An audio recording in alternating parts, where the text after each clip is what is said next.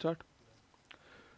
Hello नमस्कार, good afternoon मेरे शेर शेरनी उत्कर्ष परिवार में आप सभी का दिल खोलकर स्वागत है। लग चुकी है तलम मंजिल की, अब खुद को आग में झोंकना होगा। ये ठोकरे कहती है मारा जाएगा, हौसला कहता है देख लेंगे। फिजिक्स चल रही थी हमारी, फिजिक्स दौड़ रही है हमारी। सूचना आप सभी के लिए एक तो ये है कि आज आपकी शायद आधा घंटे क्लास कम होगी, पहली सूचना है ना। जय माता दी आप सभी को। और हमारा भी फास्ट जारी है, आपका भी फास्ट जारी होगा। तो फिर भी कोई बात नहीं, क्लास थोड़ी आधा घंटे कम होगी। और कल का आपका क्लास का ऑफ रहने वाला है, कल ईद है, तो ईद की ऑफिशियल छुट्टी गवर्नमेंट की तरफ से है, तो हमें भी ये वाली क्लास की छुट्टी करनी पड़ेगी, है ना। कोई बात नहीं, हम जो है भरपाई भर लेंगे, आप चिंता मत कीजिएगा। छुट्टी वुट्टी तो मेरे हाथ में है, कभी भी आपकी शनिवार को क्लास हो जाएगी और भरपाई हो जाएगी, ठीक है। आज हम पढ़ने वाले गति के नियम और गति के समीकरण जो है वो पढ़ने वाले हैं। बहुत ही महत्वपूर्ण टॉपिक है। कुछ एनसीईआरटी के सवाल जो इस टॉपिक के अंदर थे, मैंने जब क्लास 9th की एनसीईआरटी चेक करी तो क्लास 9th की एनसीईआरटी के अंदर जो है यह टॉपिक दिया हुआ है ना। जो क्लास 9th की जो एनसीईआरटी है उसके अंदर ये टॉपिक दिया हुआ है, जिसका नाम है बल और गति के नियम, जो है उसका नाम था। तो वहां पर जो एमसीक्यू जो है, जब मैं पढ़ा दूंगा उसके बाद में वो एमसीक्यू दिखाऊंगा आपको। ये सारे एमसीक्यू एनसीईआरटी बुक के अंदर दिए हुए हैं ना। क्लास 9th की एनसीईआरटी है, वहां पर एमसीक्यू दिए गए हैं, ये मैं आपको दिखाने वाला हूं और फिर हम सोल्व कर देंगे इनको। तो गति के नियम और गति के समीकरण हम आज पढ़ने वाले, ठीक है। सबसे पहले हम शुरुआत करते हैं जहां से हमने शुरुआत की थी फिजिक्स की, वहीं से अगले 10 मिनट आपको ध्यान से मेरी बात को सुनना है, ठीक है। मैंने आपसे कहा जो फिजिक्स जो होता है, मैंने कहा इसमें हम जो है भौतिक राशि की बात करते हैं, ठीक है। भौतिक राशि की बात करते हैं फिजिक्स के अंदर। मैंने कहा भौतिक राशि वो राशि होती है जिसका कोई ना कोई आपके क्या होता है, जिसको माप सके हम लोग। जैसे प्यार है उसको नहीं माप सकते हैं ना, पर द्रव्यमान है, समय है, इसको हम माप सकते हैं। ये सारी भौतिक राशि होती है ना। भौतिक राशि दो टाइप की होती है, एक होती है अदिश राशि और एक होती है सदिश राशि। एक होती है स्केलर और एक होता है आपके वेक्टर है। जिसकी एक निश्चित दिशा होती है वो सदिश होती है, और जिसमें दिशा नहीं होती है वो अदिश होती है ना। बल, विस्थापन, त्वरण, इन सब को हम बोलते हैं कौन सी राशि, वेग, इन्हें बोलते हैं हम लोग आपके सदिश राशि, वेक्टर, ठीक है। और जो हमारा दाब है, शक्ति है, आयतन है, क्षेत्रफल है, कार्य है, ऊर्जा है, ये सारी आपकी अदिश राशि होती हैं। जिनकी कोई निश्चित दिशा नहीं होती है वो सारी अदिश राशि होती है, ठीक है। राशियों में दो चीजें होती है, एक तो होता है परिमाण, उसकी मात्रा जो है ना, एक साथ में जो उसका यूनिट इकाई होता है वो होता है, ठीक है। जैसे मान लो 7 किलोग्राम, तो 7 तो क्या है आपके परिमाण हो गया, किलोग्राम उसकी यूनिट है, ये आपको ध्यान रखना है, ठीक है। मैंने आपसे कहा जो हम मात्रक निकालते हैं, यूनिट्स निकालते हैं, उसकी बहुत सारी पद्धति होती है ना। जैसे एमकेएस पद्धति होती है, जिसमें M4 आपके क्या होता है, M4 आपके जो है मीटर होता है, K4 किलोग्राम होता है, और S4 आपके क्या होता है, सेकंड होता है। ऐसी एक सीजीएस पद्धति होती है, जिसमें C4 सेंटीमीटर है, G4 ग्राम और S4 आपके सेकंड होता है। एक पद्धति हमारी कौन सी होती है, आपके एफपीएस भी होती है, जिसमें F4 फुट होता है और P4 पाउंड होता है, S4 आपके सेकंड होता है, ठीक है। और एक हमारी स्टैंडर्ड मेथड जो है, इसको एसआई पद्धति बोलते हैं, वो भी हमने अपनाई है। इस पद्धति के अनुसार 7 तो कैसे मात्रक होते हैं, 7 तो मूल मात्रक होते हैं, बाकी 2 आपके पूरक मात्रक के इसके अंदर होते हैं, ठीक है। उन 7 राशियों के अलावा जितनी भी राशि और है वो सारी की व्युत्पन्न राशि होती है, आपके ड्राइव राशि होती हैं। जो 7 हमारे जो मूल मात्रक होते हैं, मैंने कहा लंबाई एक होता है जिसका मात्रक मीटर होता है, और जो द्रव्यमान है उसका मात्रक किलोग्राम होता है, समय का मात्रक सेकंड होता है, विद्युत धारा जो है इसका मात्रक एम्पियर आपके एसआई पद्धति के अंदर मूल मात्रक है, ठीक है। ज्योति तीव्रता जो होती है उसका मात्रक कैंडेला होता है। हमने बात की जो पदार्थ की मात्रा है और जो आपके अमाउंट ऑफ सब्सटेंस जो है उसके लिए मोल यूज करते हैं, और एक मोल की वैल्यू आपके 6.022 इंटू 10⁻23 होती है, जिसको हम अवोगाद्रो नंबर कहते हैं, ठीक है। तापमान जो होता है उसका मात्रक आपके क्या होता है, केल्विन तापमान का मात्रक होता है। और इसके अलावा बात करूं आपसे जो है द्रव्यमान, सारा कुछ हो चुका है मेरे हिसाब से। पदार्थ की मात्रा, ज्योति तीव्रता, तापमान, विद्युत धारा और समय और द्रव्यमान और लंबाई, ये हमारे 7 जो है मूल मात्रक है, ठीक है। इसके अलावा 2 मात्रक और हमारे पास में होते हैं, वो कौन से? पूरक मात्रक बोलते हैं इनको हम। एक तलीय कोण जिसको आपके प्लेन आपके एंगल बोलते हैं, इसका रेडियन होता है, और एक आपके ठोस कोण होता है, सॉलिड कोण, जिसको आपके स्टेरेडियन कहते हैं। ये आपको ध्यान रखना है, ठीक है। ये 7 और 2 मात्रक हो गए। उसके बाद मैंने कहा आपसे कि कुछ भौतिक राशि के बारे में हम बात करते हैं। दूरी के बारे में कहा, दूरी जो होती है आपके डिस्टेंस और डिस्प्लेसमेंट, ठीक है। कुल तय की गई आपके दूरी दूरी होती है, और जो डिस्प्लेसमेंट होता है आपके, वो न्यूनतम दूरी जो है वो डिस्प्लेसमेंट होती है, ठीक है। डिस्प्लेसमेंट एक सदिश राशि है, और जो दूरी है वो आपकी एक अदिश राशि होती है। यह भी हमने बात करी, ठीक है। मैंने कहा आपसे जो डिस्प्लेसमेंट है, दूरी जो है उसके कुछ मात्रक होते हैं, ठीक है। जैसे कि आपके एक एस्ट्रोनॉमिकल यूनिट होता है आपके, जिसमें बोलते हैं कि भाई सूर्य और पृथ्वी के बीच जो एवरेज दूरी है उसको एस्ट्रोनॉमिकल आपकी यूनिट कहते हैं, जिसकी वैल्यू 1.4 या 1.5 इंटू 10⁻11 मीटर होती है। इसके अलावा एक होता है प्रकाश वर्ष, लाइट ईयर, मतलब एक प्रकाश ने एक वर्ष में जो दूरी तय की होती है उसको प्रकाश वर्ष बोलते हैं, इसकी वैल्यू 9.46 इंटू 10⁻15 मीटर होती है, ठीक है। फिर उसके बाद होता है पारसेक, जो कि दूरी की सबसे बड़ी इकाई पारसेक होती है, ये हमने बात करी है ना। एक पारसेक बराबर 3.26 लाइट ईयर के बराबर होता है, यह भी हमने बात की। इसको लिखना चाहूँ तो 3.1 इंटू 10⁻16 मीटर भी हम लिख सकते हैं, ठीक है। इसके अलावा जो एक मील है वो किसके आपके 1.6 आपके किलोमीटर के बराबर होता है, जबकि एक नॉटिकल मील समुद्र के अंदर जो है वो 1.85 मील के बराबर होता है, ठीक है। ये सारी बात हमारी हो गई। फिर हमने कहा 10 की पावर की बात करते हैं ना, जब माइनस में बात करें 10 की पावर -3 मिली होता है, -6 माइक्रो होता है, -9 आपके क्या होता है, नैनो होता है, -12 पीको होता है, -15 जो है आपके फर्मी या फिर फेम्टो होता है। जो न्यूक्लियर जो है, जो उसकी रेडियस होती है वो इसी में होती है ना। 10 की पावर -10 को एंगस्ट्रॉम कहते हैं, जो आपके वेवलेंथ जो होती है वो एंगस्ट्रॉम में होती है ना। 10 की पावर 3 आपके किलोग्राम होता है, 6 आपके जो होता है वो क्या होता है, मेगा कहते हैं, 9 को गीगा बोलते हैं आप लोग, और जो आपके 12 है उसको टेरा बोलते हैं, और 15 जो होता है उसको हम लोग क्या बोलते हैं, जो 15 है उसको हम लोग पेटा कहते हैं, ठीक है। 10 की पावर के बारे में भी आपको ध्यान रखना है। टाइम की बात करते हैं तो आपके सबसे पहला हम बात करें तो आपके सोलर डे की बात करते हैं। दिन रात बनती है इसी से आपके, मतलब जो पृथ्वी है वो अपने अक्ष पर जो घूमती है उसको हम सोलर डे बोलते हैं, एक दिन का टाइम होता है ना। फिर सोलर ईयर होता है, पृथ्वी जो आपके सूर्य के चारों ओर रोटेट करती है आपकी, उसे बोलते हैं सोलर आपकी ईयर, जिसमें ऋतु बनती है ना। और ये आपके 365 से ही 1/4 दिन होता है, 4 वर्ष के बाद में एक लीप ईयर आता है, जैसे ये साल आपके लीप ईयर है ना। फिर मैंने कहा जिस प्रकार सूर्य के चारों ओर पृथ्वी घूमती है, ऐसे ही हमारा जो मून है वो किसके, अर्थ के चारों ओर घूमता है, ठीक है। और जो वो घूमने का टाइम लेता है उसको बोलते हैं हम लूनर मंथ कहते हैं, चंद्रमास कहते हैं। जो आपके कृष्ण पक्ष है, शुक्ल पक्ष है, अमावस्या है, पूर्णिमा है, वो इसी से बनती हैं। 27.3 दिन के आसपास इसका टाइम होता है, ठीक है। इसके बाद हमने कहा कि जो आपके जो विस्थापन जो है, जो उसमें परिवर्तन की दर जो होती है, उसे हम लोग क्या बोलते हैं, वेग कहते हैं, ठीक है। फिर मैंने कहा वेग में जो चेंजेस होता है आपके, उसे बोलते हैं हम लोग त्वरण कहते हैं, ठीक है। और फिर मैंने कहा मास को अगर त्वरण से मल्टीप्लाई कर देंगे तो बन जाएगा बल। बल का मात्रक न्यूटन होता है, kilogram into metre upon second square, ये इसकी मात्रक होता है, इसे हम न्यूटन कहते हैं। जब सीजीएस की बात करूं तो वहां पर जो है इसी को हम डाइन लिखते हैं। 1 न्यूटन बराबर 10 की पावर 5 डाइन होता है, जो हमने कल निकाल के आपको बता दिया, ठीक है। फिर मैंने कहा जो बल जो है, अगर बल में हम जो उसका जो एरिया है उसका भाग दे देंगे तो दाब आने वाला है, जिसको हम लोग प्रेशर बोलते हैं। और नापने के लिए बैरोमीटर होता है, मैंने कहा आपसे। इसके मात्रक आपके पास्कल भी है, बार भी है, इसके अलावा आपके टोर भी इसका मात्रक होता है, जो हमने बात की, ठीक है। दाब को ही हम लोग आपके प्रतिबल या फिर स्ट्रेस कहते हैं, ये भी हमारी बात हो चुकी है ना। इसके बाद मैंने आपसे कहा कि जो आपके बल है, और बल अगर जो फोर्स है, अगर उसको हम डिस्प्लेसमेंट से मल्टीप्लाई कर देंगे तो कार्य आपका आने वाला है। और कार्य या फिर जो ऊर्जा, उसका मात्रक क्या होता है, जूल होता है। और जो सीजीएस पद्धति होती है उसमें उसका मात्रक क्या होता है, आपके अर्ग होता है, ठीक है। और 1 जूल में 10 की पावर 7 अर्ग होते हैं, वो हमने कल आपको लिखवा दिए। जो आपके ऊष्मा है उसका मात्रक कैलोरी होता है, और 1 कैलोरी में आपके 4.18 मैंने लिखवाया था कल आपको, जूल होते हैं, ठीक है। ये सारी बात हमारी जो है हो चुकी है। इसके बाद दोस्तों बात करूं मैं आपसे, कार्य की बात करी हमने।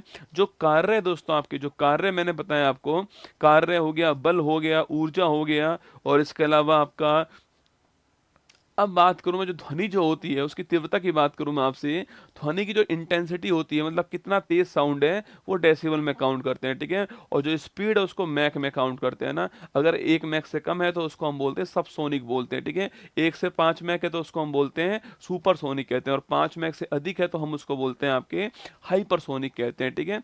ये हमारी ध्वनि की स्पीड की बात हो गई। अब बात करें दोस्तों आवेश की बात करते हैं, ठीक है? नेगेटिव चार्ज, पॉजिटिव चार्ज, आप जानते हो कूलाम उसका मात्रक होता है। आवेश के प्रवाह की जो दर होती है उसको हम बोलते हैं विद्युत धारा, करंट बोलते हैं। इसका जो आपके आई जो होता है जिसको विद्युत धारा कहते हैं वो होता है कूलाम अपॉन आपकी जो आपके आवेश अपॉन समय जो है वो होता है, ठीक है? एम्पियर्स का वैल्यू मात्रक होता है। विद्युत धारा एक अदिश राशि है, आपको ध्यान रखना है, ठीक है? अब मैंने कहा जब विद्युत धारा हमारे सामने आ चुकी है तो V बराबर आई आर एक फॉर्मूला होता है जिसको बोलते हैं ओम का नियम, ठीक है? जिसमें जो R है वो रेजिस्टेंस होता है, प्रतिरोध होता है। विद्युत धारा के प्रवाह में जो प्रतिरोध होता है, जो गतिरोध होता है उसको हम बोलते हैं प्रतिरोध कहते हैं। ओम इसका मात्रक है और R की वैल्यू V अपॉन I के बराबर होती है, हम निकाल सकते हैं यहाँ पर, ठीक है? इसके बाद दोस्तों मैंने आपसे कहा कि जो आपके जो वोल्ट है, जो विभव है आपके, वो निकालने के लिए हम लोग वर्क में अगर आपके जो चार्ज है उसका भाग देंगे, W अपॉन Q कर देंगे तो हमारा विभव वोल्ट आने वाला है, वो हमने बात की, ठीक है? लेंस की क्षमता की बात करूं आपसे, डायोप्टर क्षमता होती है, हमने कल आपको कहा था, ठीक है? पावर की बात अगर करूं आपसे, पावर क्या है आपकी जो पावर है उसको वाट में नापते हैं, और जो रेडियो एक्टिविटी जो होती है उसको हम आपके ये तो बैकुरल में या क्यूरी के अंदर नापते हैं, ठीक है? जो मैग्नेटिक जो फ्लक्स होता है उसके दो मात्रक होते हैं, एक वेबर होता है, एक आपके कौन सा आपके एक मैक्सवेल होता है, ठीक है? वेबर एसआई पद्धति में होता है, मैक्सवेल आपके सीजीएस में है। ये सवाल पूछा गया सवाल है, ठीक है? आवर्ती का मात्रक आपके क्या होता है, हर्ट्ज होता है, जो हमने कल बात करी थी। और जो विद्युत धारिता होती है, जो कैपेसिटेंस होता है, उसका मात्रक फैराडे होता है, ये कल हमने कहा था, ठीक है? संवेग की बात करूं, मोमेंटम की बात करूं आपसे, मोमेंटम क्या होता है, m इंटू वी मोमेंटम होता है, kilogram into metre upon second जो है वो आपका मोमेंटम या फिर p कहते हैं, ठीक है? ये सारी बातें हमारी यहाँ तक हो चुकी है। इसके बाद दोस्तों आपके हम आगे बढ़ने वाले हैं, जो आपकी कुछ मैंने आपको इंस्ट्रूमेंट भी लिखाए थे, याद कीजिएगा। तो कुछ मैंने इंस्ट्रूमेंट भी लिखाया आपको, कुछ फॉर्मूले जो मैंने बोले आपके सामने, एक बार दिल तो भेजना पड़ेगा आपको ना। 10 मिनट में मैंने जो कुछ पढ़ाया 2 दिन के अंदर वो सारा मैंने आपको छाप दिया है, 10 मिनट के अंदर सारा मैंने आपको रिवाइज करा दिया है, ठीक है? देखो जो हमने अब तक पढ़ा है फिजिक्स में उसके कुछ फॉर्मूले आपकी खोपड़ी में बैठ जाने चाहिए अब तक तो, ठीक है? जैसे मैंने कहा आपसे कि जो V होता है वो होता है क्या, विस्थापन अपॉन समय होता है, क्या होता है, विस्थापन अपॉन समय को हम लोग V कहते हैं, ठीक है? इसके अलावा मैंने कहा जो A होता है वो होता है V अपॉन T, आपका A होता है, ठीक है? मतलब वेलोसिटी में जो चेंज होते हैं आपके वो A होता है, ठीक है? फिर मैंने आपसे दोस्तों यहाँ पर कहा आपसे कि जो F होता है वो होता है M इंटू A, जो है F होता है, ठीक है? फादर इक्वल टू माँ, फोर्स बराबर M इंटू A होता है। फिर मैंने कहा आपसे जो वर्क होता है, जो वर्क होता है, जो कार्य है वो होता है आपके F upon F into S, जो है आपके F इंटू एस क्या होता है, वो आपका वर्क होता है, ठीक है? फिर मैंने कहा आपसे वर्क के बाद में कहा मैंने आपसे कि जो काइनेटिक एनर्जी होती है उसको हम बोलते हैं हाफ एम बी स्क्वायर, क्या बोलते हैं, हाफ एम बी स्क्वायर बोलते हैं। और जो आपके इसके अलावा जो पोटेंशियल एनर्जी होती है, जो स्थितिज ऊर्जा होती है, उसका फॉर्मूला होता है mgh, क्या होता है, mgh, तो mgh होता है आपके। इसके अलावा मैंने कहा आपसे जो शक्ति होती है, जो पावर होती है, वो होता है आपके वर्क अपॉन टाइम, क्या होता है, कार्य में जो चेंज होते हैं आपके उसको बोलते हैं पावर, बोलते शक्ति बोलते हैं। ये भी हमने कल दोस्तों पढ़ लिया, ठीक है? शक्ति की बात करूं आपसे तो वो होता है वर्क अपॉन टाइम, ठीक है? जो बलाघूर्ण होता है, जो बलाघूर्ण होता है आपके छापना, इसको टॉर्क कहते हैं हम लोग आपके, वो होता है आपके बल इंटू डिस्प्लेसमेंट होता है, एफ इंटू एस होता है। तो ये सारे फॉर्मूले हम आपको बार बार पढ़ा रहा हूँ, जिससे क्या फिजिक्स में सबसे महत्वपूर्ण बात है, ये कुछ बातें आपको ध्यान रखनी है, मतलब समझ लो काम हो जाएगा। ये कुछ बातें आपको नोट करनी है, ठीक है? अब लिखिए आप लोग, लिखिएगा, अब लिखिए आप लोग गति के नियम, लिखिएगा गति के नियम जो है वो मैं आपको पढ़ाने वाला हूँ, ठीक है? गति के जो नियम है वो पढ़ाने वाला हूँ आपको, लिखिएगा गति के नियम, लिखिए गति के नियम, लॉ ऑफ मोशन, क्या है, लॉ ऑफ मोशन जो है वो हम आज पढ़ने वाले, ठीक है? गति के नियम पढ़ने वाले। देने वाला कौन, देने वाला वही व्यक्ति दोस्तों जो आपके आप सेब के पेड़ के नीचे बैठा था, सेब गिरा और आपके फिजिक्स बन गई आपकी, है ना। तो न्यूटन साहब ने दिए थे, आइजैक न्यूटन पूरा नाम है इनका। लॉ ऑफ मोशन देने वाले यही थे आपके। तीन इन्होंने गति के नियम बताए थे। इनकी एक बुक आई थी 1687 की बात है आपके, बुक का नाम है प्रिंसिपिया, लिखिएगा। इनकी एक बुक है जिसका नाम क्या है, आइजैक न्यूटन। क्या नाम है? आइजैक न्यूटन इनका नाम है। और जो आइजैक न्यूटन साहब हैं, इनकी एक बुक आती है 1687 के अंदर, और बुक का नाम क्या है? बुक का नाम है प्रिंसिपिया। बड़ी फेमस बुक है आपके, प्रिंसिपिया बुक आती है। और इस बुक के अंदर छापना, इस बुक के अंदर जो इन्होंने जो आपके जो रूल और जो लॉ ऑफ मोशन है, जो लॉ ऑफ मोशन है वो तीन बताए, ठीक है। इन्होंने गति के नियम तीन बताए हैं, ये भी आपको ध्यान रखना है, ठीक है। जो लॉ ऑफ मोशन है इन्होंने तीन बताए थे, ये भी आपको नोट करना है, ठीक है। तो गति के नियम बताने वाले आइजैक न्यूटन साहब है। 1687 की बात है, प्रिंसिपिया बुक है, उसमें उन्होंने तीन नियम बताए, ठीक है। जो गति का जो पहला नियम है उसको हम लोग क्या बोलते हैं आपके, लॉ ऑफ इनर्शिया बोलते हैं, जड़त्व का नियम बोलते हैं, ठीक है। तो लिखिएगा, जो फर्स्ट नियम गति का है हमारा, लिखना लिखना गति का पहला नियम लिखिए। गति का पहला नियम जो है, फर्स्ट आपके जो आपके रूल है, फर्स्ट लॉ ऑफ मोशन जो है, इसको हम बोलते हैं क्या? इसको बोलते हैं जड़त्व का नियम। क्या बोलते हैं? जड़त्व का नियम बोलते हैं, या फिर इसको हम क्या बोलते हैं? इसको हम लॉ ऑफ इनर्शिया बोलते हैं। क्या बोलते हैं? लॉ ऑफ इनर्शिया कहते हैं। ये भी आपको छापना है, ठीक है। तो गति का पहला जो नियम है आपके, इसको जड़त्व का नियम बोलते हैं, या फिर इसको लॉ ऑफ इनर्शिया बोलते हैं ना, लॉ ऑफ इनर्शिया बोलते हैं। नोट कीजिएगा ना। देखो, पहला पॉइंट तो यहाँ पर ये है कि जो गति का जो पहला नियम है वो क्या कह रहा है आपके, इसका मतलब यहाँ पर एक वर्ड समझ लो, जड़त्व क्या होता है। जड़त्व का मतलब है कि ये जो बोतल है, ये जो बोतल है, अभी दोस्तों मेरे हाथ पे रुकी हुई है यहाँ पर, अगर मैं कोई बल नहीं लगाऊं इसके ऊपर तो ये बोतल यहीं पर रहने वाली है। जब तक मैं इस पर बल नहीं लगाऊंगा तब तक इस वस्तु की स्थिति में कोई भी परिवर्तन नहीं होगा। इसे बोलते हैं जड़त्व का नियम, ठीक है। तो क्या होता है, लिखना आपके, लिखिएगा, किसी वस्तु की स्थिति में, लिखना, किसी वस्तु की स्थिति में परिवर्तन के लिए, किसी वस्तु की स्थिति में, किसी वस्तु की स्थिति में परिवर्तन के लिए, स्थिति में परिवर्तन के लिए, परिवर्तन के लिए, परिवर्तन के लिए, किसी वस्तु की स्थिति में परिवर्तन के लिए बल अनिवार्य है। लिखिएगा, किसी वस्तु की स्थिति में परिवर्तन के लिए बल अनिवार्य है। ये होता है हमारा क्या, ये होता है हमारा छापना, आपके फर्स्ट लॉ ऑफ मोशन होता है ना।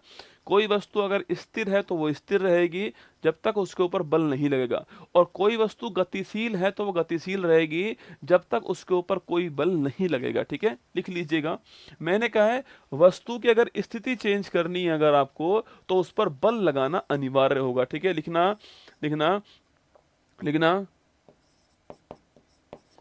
वस्तु अगर गतिशील है तो बल लगाकर उसको रोकना पड़ेगा, ठीक है, रोकना पड़ेगा, वरना वो गतिशील रहेगी ना। जैसे कि कोई गाड़ी चल रही है, जब तक हम ब्रेक नहीं लगाएंगे तो वो गाड़ी चलती रहेगी ना, तो ब्रेक जो है वो बल ही हो गया एक तरह से, है ना।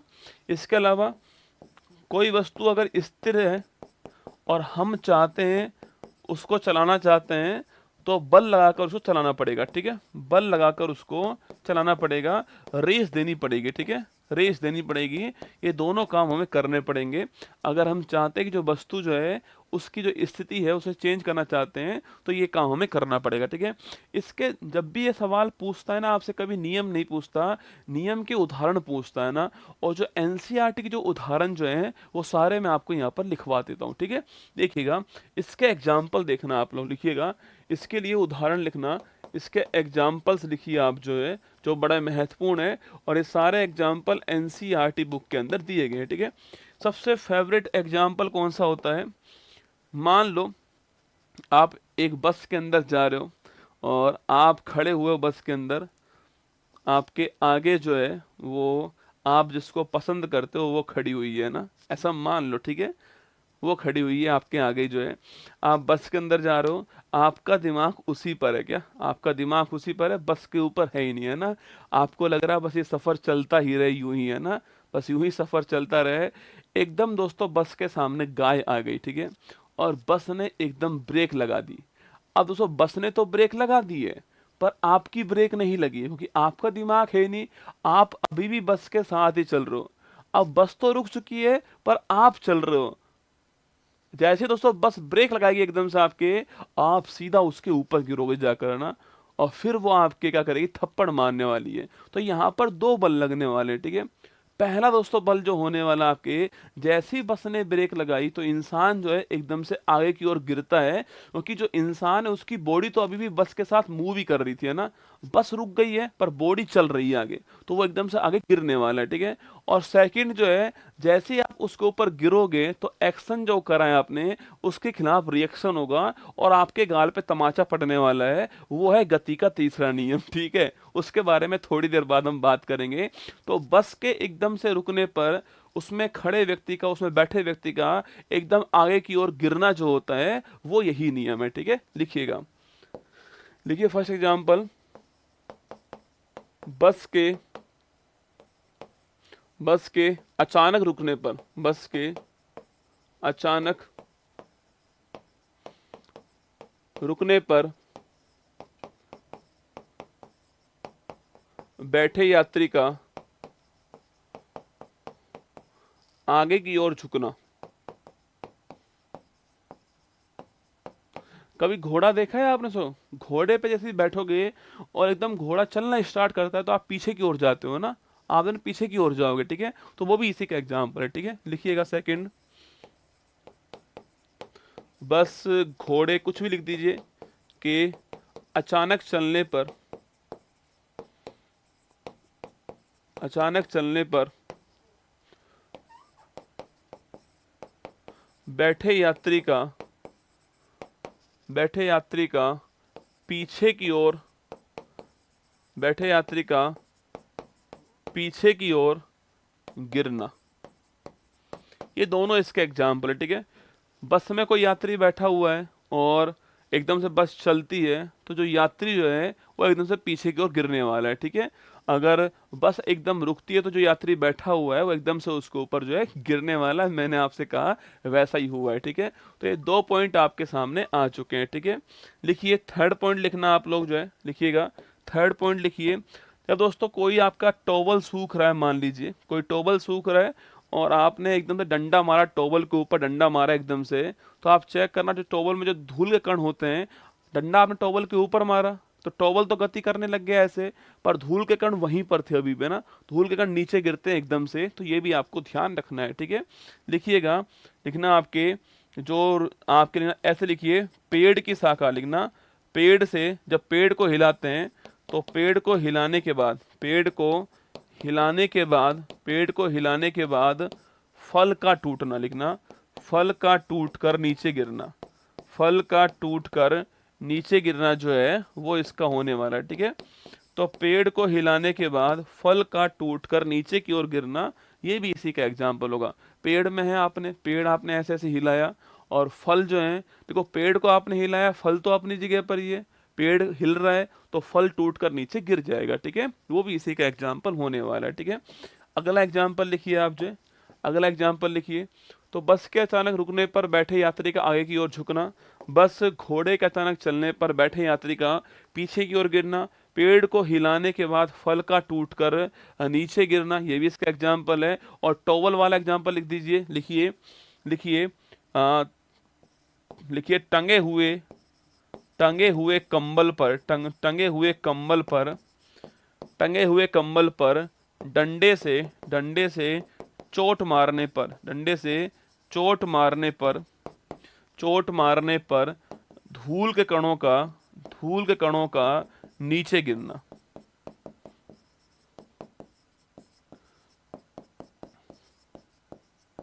तो ये चार एग्जाम्पल आपको इसमें ध्यान रखने हैं, ठीक है। ये चार एग्जाम्पल आपको इसमें ध्यान रखने हैं।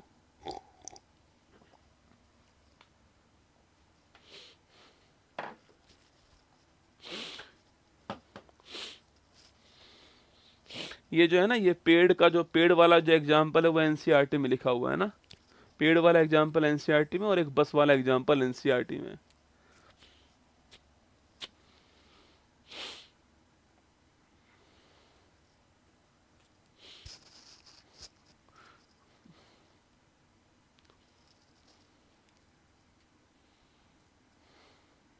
इन दोनों को ब्लॉक कर दे, ये लगातार कमेंट कर रहे हैं जो। चले भाई आगे।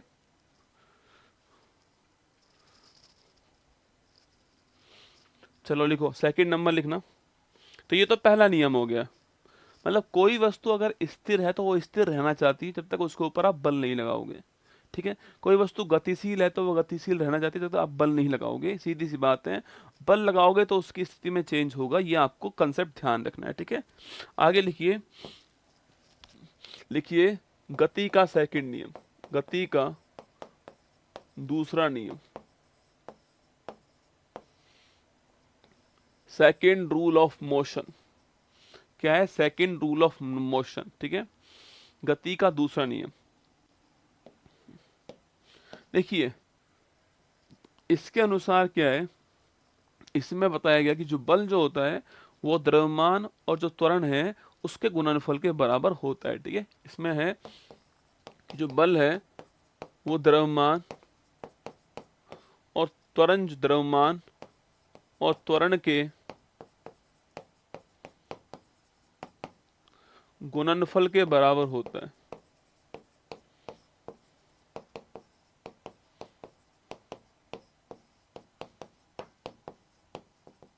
जो बल है मतलब कि अरे वही फादर इक्वल टू माँ, यही तो मैं कह रहा हूं कि जो बल है वो द्रव्यमान और त्वरण जो है इसके गुणनफल के बराबर होता है। फादर इक्वल टू माँ कहते हैं। ठीक है, जब भी दोस्तों हम जैसे कि आप कभी चेक करना, जब क्रिकेटर जो होता है, जब वो कोई आपके फील्डर फील्डिंग कर रहा होता है तो देखना, जब वो कैच लेता है, कोई बॉल उसकी ओर आ रही होती है तो तरीके बहुत सारे होते हैं। कुछ लोग ऐसे कैच लेते हैं, चेक करना, और कुछ लोग ऐसे कैच लेते हैं ना। जो लोग ऐसे कैच लेते हैं वो कैच लेना नहीं जानते हैं, उन्हें सेकंड रूल ऑफ मोशन नहीं पता है। ठीक है, क्योंकि दोस्तों अगर आप ऐसे कैच लोगे तो बॉल एकदम से आएगी और यहाँ पर लगेगी सीधा ना, बॉल सीधा यहाँ पर लगने वाली है। आपने ऐसे कैच लिया, बॉल को सीधा रोक दिया, तो बॉल का जितना भी दबाव था सीधा आपके हाथ पे पड़ा और आपके हाथ में चोट लग सकती है। ठीक है, और गलती से अगर हाथ हट गया तो आपकी नाक भी टूट सकती है ना। बस जो ऐसे देखना, आप विराट कोहली है, रोहित शर्मा है, हार्दिक पांड्या, ये जितने भी आप बड़े बड़े आपके जो फील्डर देखते हो अच्छे अच्छे, वो ऐसे कैच लेंगे, देखना ना। वो क्या करते हैं, वो आपके बॉल को यहाँ पर पकड़ते हैं और फिर बॉल की गति धीरे धीरे करते हैं, एकदम धीमा नहीं करते हैं, एकदम धीरे धीरे ऐसे करेंगे आपके, जिससे बॉल की जो त्वरण होता है वो कम होता है ना, जिससे चोट कम लगती है हाथ में। तो ये सवाल खूब पूछता है एग्जाम में, ये एनसीईआरटी में भी लिखा हुआ है। लिखिए, लिखिएगा, क्योंकि अगर त्वरण कम होगा तो बल भी कम लगेगा ना। अगर इसका मतलब क्या है, अगर किसी चीज का त्वरण हम कम कर देंगे, त्वरण कम कर देंगे तो लगने वाला जो बल होगा वो भी कम हो जाएगा। ठीक है, बल कम लगेगा मतलब हमारे हाथ में चोट लगने वाली है। अब हमने ऐसे किया तो सीधा सीधा जो है सारी चीज आपके वो इस सीधा हाथ पे लगेगी, है ना, एकदम हाथ पे लगेगी बॉल आपके तो दर्द करेगी। ठीक है, बल एकदम लगेगा। और ऐसे करेंगे तो धीरे धीरे आपके क्या होगा, त्वरण कम होता जाएगा और बल कम होगा। जब अंत में हमारा हाथ रुकेगा तो आपके बल बहुत कम होगा, जिससे हमारे हाथ पर चोट कम लगेगी। ठीक है, देखिए लिख दीजिए इसको, लिखिए उदाहरण लिखिएगा। इसके दो उदाहरण लिखा रहा हूं मैं आपको। ठीक है, देखिएगा उदाहरण लिखिएगा। लिखिए, क्रिकेट में फुटबॉलर, क्रिकेट में क्रिकेट में फील्डर, क्रिकेट में फील्डर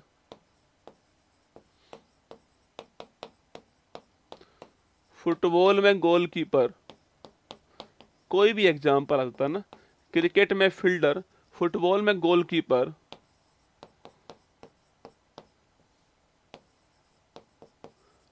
कैच लेते समय,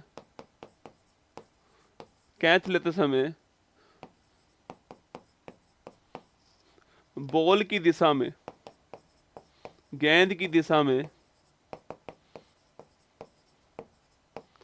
अपने हाथों को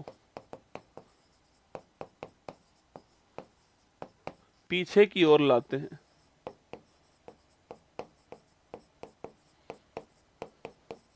पीछे की ओर लाते हैं, अपने हाथों को पीछे की ओर लाते हैं, जिससे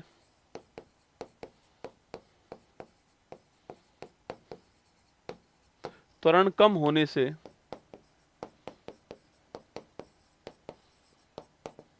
हाथों पर गेंद के द्वारा लगने वाला बल कम होता है।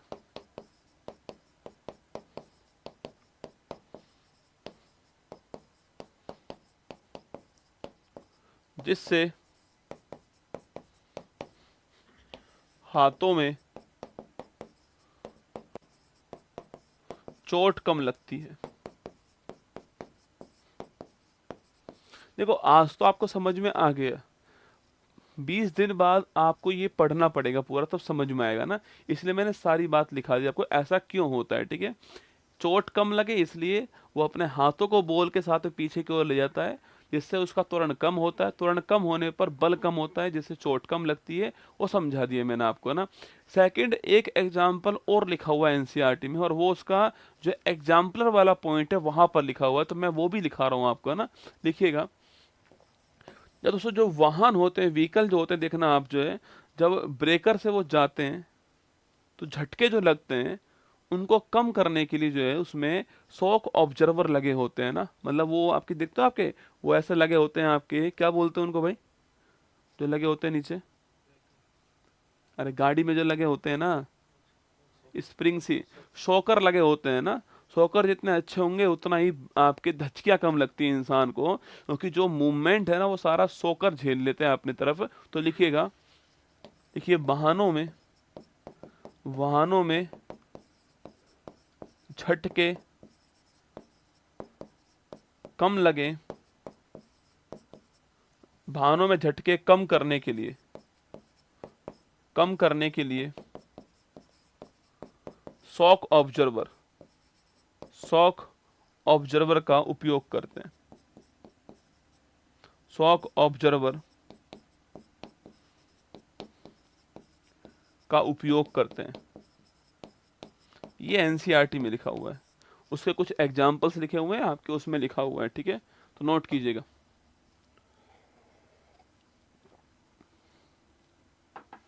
कल ईद की छुट्टी है ना, कल ईद की छुट्टी है, ठीक है, चिंता ना करें। कल शाम को 3 बजे वाली क्लास छुट्टी है ना, गवर्नमेंट छुट्टी है तो करनी पड़ेगी छुट्टी मुझे। कल शाम को 3 बजे क्लास की ऑफ है, लिख लिया। तो फर्स्ट नियम क्या था, फर्स्ट नियम तो ये था हमारा, अरे सॉकर होते हैं गाड़ियों में, देखना नीचे स्प्रिंग टाइप में होते हैं। जो हमारा फर्स्ट नियम था वो क्या बोलता है, फर्स्ट नियम बोलता है हमारा, कोई वस्तु स्थिर है तो वो स्थिर रहेगी, कोई गतिशील है तो गतिशील रहने वाली है, ठीक है। ये फर्स्ट नियम था हमारा। अगर हम चाहते हैं कि उसकी गति में परिवर्तन हो, उसकी जो स्थिति है उसमें परिवर्तन हो, तो उसके लिए हमें बल लगाना पड़ेगा, वो फर्स्ट नियम था, ठीक है। सेकंड नियम जो है, सुबह वाली क्लास की ऑफ नहीं हो पाएगी है ना। सेकंड नियम जो है वो क्या बोलता है, वो बोलता है आपका कि जो फादर है वो आपके मदर के इक्वल होता है, ठीक है। एफ बराबर एम ए होता है। हम चाहते हैं कि बल कम लगे तो हमें जो त्वरण जो होता है उसको कम करना पड़ेगा। और यही कारण है कि जब फील्डर कैच लेता है तो जो बॉल की जो दिशा होती है उसी दिशा में आपके अपने हाथों को पीछे की ओर लेता है, जिससे उसका त्वरण कम होता है। त्वरण कम होने पर क्या होता है, उसके हाथों में जो लगने वाला बल है वो कम होता है और उसे चोट कम लगती है, ठीक है। चलिएगा, ऐसा करो ना, परमानेंट क्लास बंद कर दूं आपकी मैं, ये छुट्टी वो छुट्टी परमानेंट बंद कर दूं, काहे क्यों टेंशन ले रहे हो। कुछ शर्म करो रे, पैसा दे के क्लास ले रहे हो तुम लोग और छुट्टी मांग रहे हो, शर्म नहीं आ रही बिल्कुल भी। करनी होगी तो मैं कर दूंगा, तुम्हें घर बैठ के क्लास देखनी है आराम से यार, आज नहीं तो कल देख लेना क्लास। तुम्हें कौन सा यात्रा करनी क्लास के लिए। गजब आदमी हो, अगर दोबारा कमेंट करा छुट्टी का एक ने भी, जिसने कमेंट किया उसका अंतिम कमेंट होगा यूट्यूब उत्कर्ष के ऐप के ऊपर। यकीन मानना, छुट्टी का कमेंट किया तो ठीक है, अंतिम कमेंट होगा उसका। छुट्टी चाहिए तुमको, जिंदगी भर छुट्टी बनाते रहो बेटा, मजदूरी करना फिर 5 साल बाद में, क्योंकि नौकरी तो लगेगी नहीं। आपको छुट्टी चाहिए, ईद की भी चाहिए, रामनवमी की भी चाहिए, होली की भी चाहिए, दिवाली की, रक्षाबंधन की, दशहरा की, सारी छुट्टी चाहिए तुम्हें। तो भारत में तो त्योहार चलते रहते हैं भाई, परमानेंट छुट्टी कर देते हैं। फिर बोलना कि गुरुजी कोर्स पूरा नहीं हो रहा आपसे, फिर छोड़ दूंगा कोई बातें मैं। क्योंकि कोर्स तो 6 महीने चलने वाला है ना, वो तो तय है। आपको तय करना है छुट्टी कितनी करनी है। तो छुट्टी का कमेंट आया अगर, तो महादेव की सौगंध सीधा ब्लॉक है। ठीक है, चुपचाप पढ़ना है ना, चप्पल फेंक के मार सकता हूँ यहीं से मैं, इतनी पावर है मेरे पास में। लिखिए, गति का तीसरा नियम, ये एग्जाम में खूब आता है। गति का तीसरा नियम, अभी सवाल दिखाऊंगा ना तो नानी उड़ जाएगी तुम्हारी, देख लेना। गति का तीसरा नियम, लिखिए, गति का तीसरा नियम, इसको हम लोग बोलते हैं संवेग संरक्षण का नियम। लिखो इस पॉइंट को, क्या बोलते हैं इसको, संवेग संरक्षण का नियम। और ये सवाल जो है वो रेलवे के एग्जाम में पूछा गया सवाल है। ठीक है, सवाल ये था कि, और ये एनसीईआरटी में हूबहू लिखा हुआ है, अभी सवाल दिखाऊंगा कि गति के तीसरे नियम को किस नाम से जानते हैं। ऑप्शन नंबर 1 द्रव्यमान संरक्षण का नियम, ऑप्शन नंबर बी ऊर्जा संरक्षण का नियम, ऑप्शन नंबर 3 बल संरक्षण का नियम, ऑप्शन नंबर 4 आपके संवेग संरक्षण का नियम बोलते हैं इसको। मतलब मोमेंटम जो होता है ना वो हमेशा संरक्षित रहता है, कहने वाली बात ही है। ठीक है, अब देखना कैसे होता है। देखो दोस्तों, यह आपका रॉकेट है, हम रॉकेट देखते हैं, ये हमारा रॉकेट हो गया है। और हमने नीचे क्या करा है, हमने इस रॉकेट में नीचे लगाई है आग। ठीक है, ये रॉकेट जो है वो ऊपर की ओर गति कर रहा है। ठीक है, ये रॉकेट जो है ऊपर की ओर गति कर रहा है। तो ये इसका हो क्या होता है, ये इसका होता है संवेग mv। m तो इसका मास है और v इसकी वेलोसिटी है, इसे बोलते हैं हम लोग संवेग। ठीक है, संवेग कहते हैं इसको। m1v1 लिख लो, है ना, m1v1। ठीक है, पर दोस्तों जैसे ये ऊपर की ओर गति करता है तो इसके द्वारा एक नीचे बल लगता है। ठीक है, इसके द्वारा एक नीचे बल लगता है, जिससे रॉकेट जब स्टार्ट, चेक करना, रॉकेट जब स्टार्ट होता है तो आपके नीचे की ओर जो थ्रस्ट उत्पन्न होता है। क्या बोलते हैं इसको, बोलते हैं थ्रस्ट बोलते हैं ना। जब भी रॉकेट, कभी अरे दिवाली वाला रॉकेट चेक कर लेना आप, जैसे ही उसके आग लगाओगे बत्ती में, पहले पीछे की ओर कुछ चलेगा, फिर वो आगे की ओर बढ़ता है। ठीक है, तो इधर भी क्या होता है, नीचे भी क्या होता है, बल लगता है इसमें, और जो m2 और v2 है वो लगेगा। ठीक है, इसको भी संवेग कहते हैं। कहने वाली बात यह कि m1v1 जो है वो m2v2 के बराबर होगा, ये आपको छाप लेना है। ठीक है, तो मैंने कहा कि संवेग हमेशा संरक्षित रहने वाला है, यह गति का नियम कहता है। अगर रॉकेट ऊपर की ओर जा रहा है तो नीचे की ओर थ्रस्ट उसमें लगने वाला है, आपके जो नीचे की ओर बल उसमें लगने वाला है। अब सवाल इतना बारीक पूछा है एक बार तो इसने सीडीएस के एग्जाम के अंदर कि इसको क्या बोलते हैं, इसको बोलते हैं हम लोग, पहले लिख लो आप इसको ना, पहले लिखो आप मेरे साथ में, इसे हम बोलते हैं एक्शन रिएक्शन। क्या बोलते हैं, क्रिया प्रतिक्रिया, एक्शन रिएक्शन। याद है आपको बस वाली बात, एक्शन रिएक्शन, बस रुकी, आपका ध्यान उसकी ओर था, आप उसके ऊपर गिर गए, उसने थप्पड़ मारा आपके, उसे बोलते हैं रिएक्शन। ठीक है, तो एक्शन रिएक्शन भी कहते हैं इसको ना। मतलब हर क्रिया की, लिखना, हर क्रिया की बराबर और विपरीत दिशा में, हर क्रिया की, ये बड़ा महत्वपूर्ण क्वेश्चन है, हर क्रिया की बराबर बराबर तथा विपरीत दिशा में प्रतिक्रिया होती है। हर क्रिया की बराबर और विपरीत दिशा में प्रतिक्रिया होती है। देखिए, हर क्रिया की बराबर और विपरीत दिशा में प्रतिक्रिया होती है।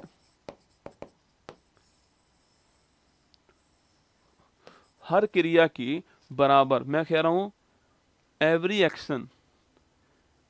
एक्शन हैव इक्वल आपके रिएक्शन, पर ध्यान रखना दिशा विपरीत होगी। ये सवाल पूछा गया सवाल है, बराबर होगी प्रतिक्रिया पर विपरीत होगी, और हमेशा क्रिया और प्रतिक्रिया दो अलग अलग वस्तुओं पर होगी। ये सवाल आया वो सवाल है, और ये क्वेश्चन एनसीईआरटी में, किसमें, एनसीईआरटी क्लास 9th में ना, एनसीईआरटी क्लास 9th में लिखा हुआ है।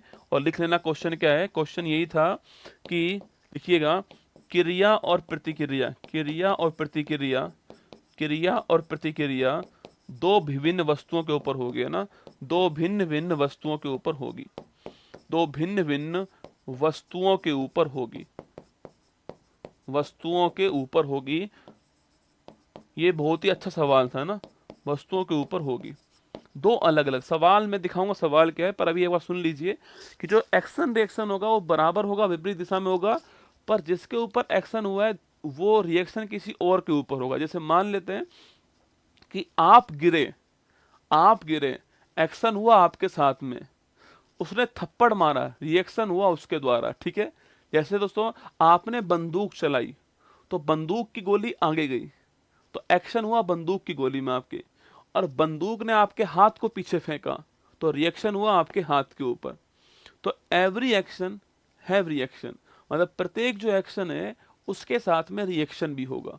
तो ये बोलते क्या, इसको बोलते हैं हम लोग आपके गति का थर्ड नियम बोलते हैं। प्रत्येक एक्शन के साथ रिएक्शन होता है, पर एक्शन और रिएक्शन दोनों अलग अलग वस्तुओं के ऊपर होंगे, ये बात छाप लेनी है आपको। एक्शन रिएक्शन दोनों बराबर होंगे पर विपरीत दिशा में होंगे, ये भी आपको ध्यान रखना है, ठीक है।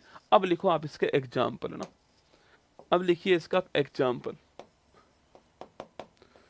लिखिए रॉकेट का आगे की ओर,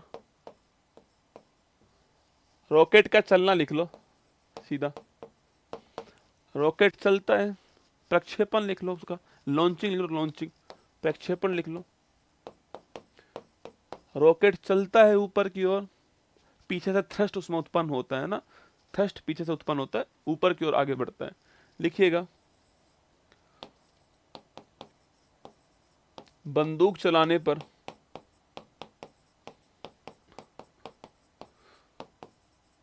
गोली का आगे बढ़ना और बंदूक के द्वारा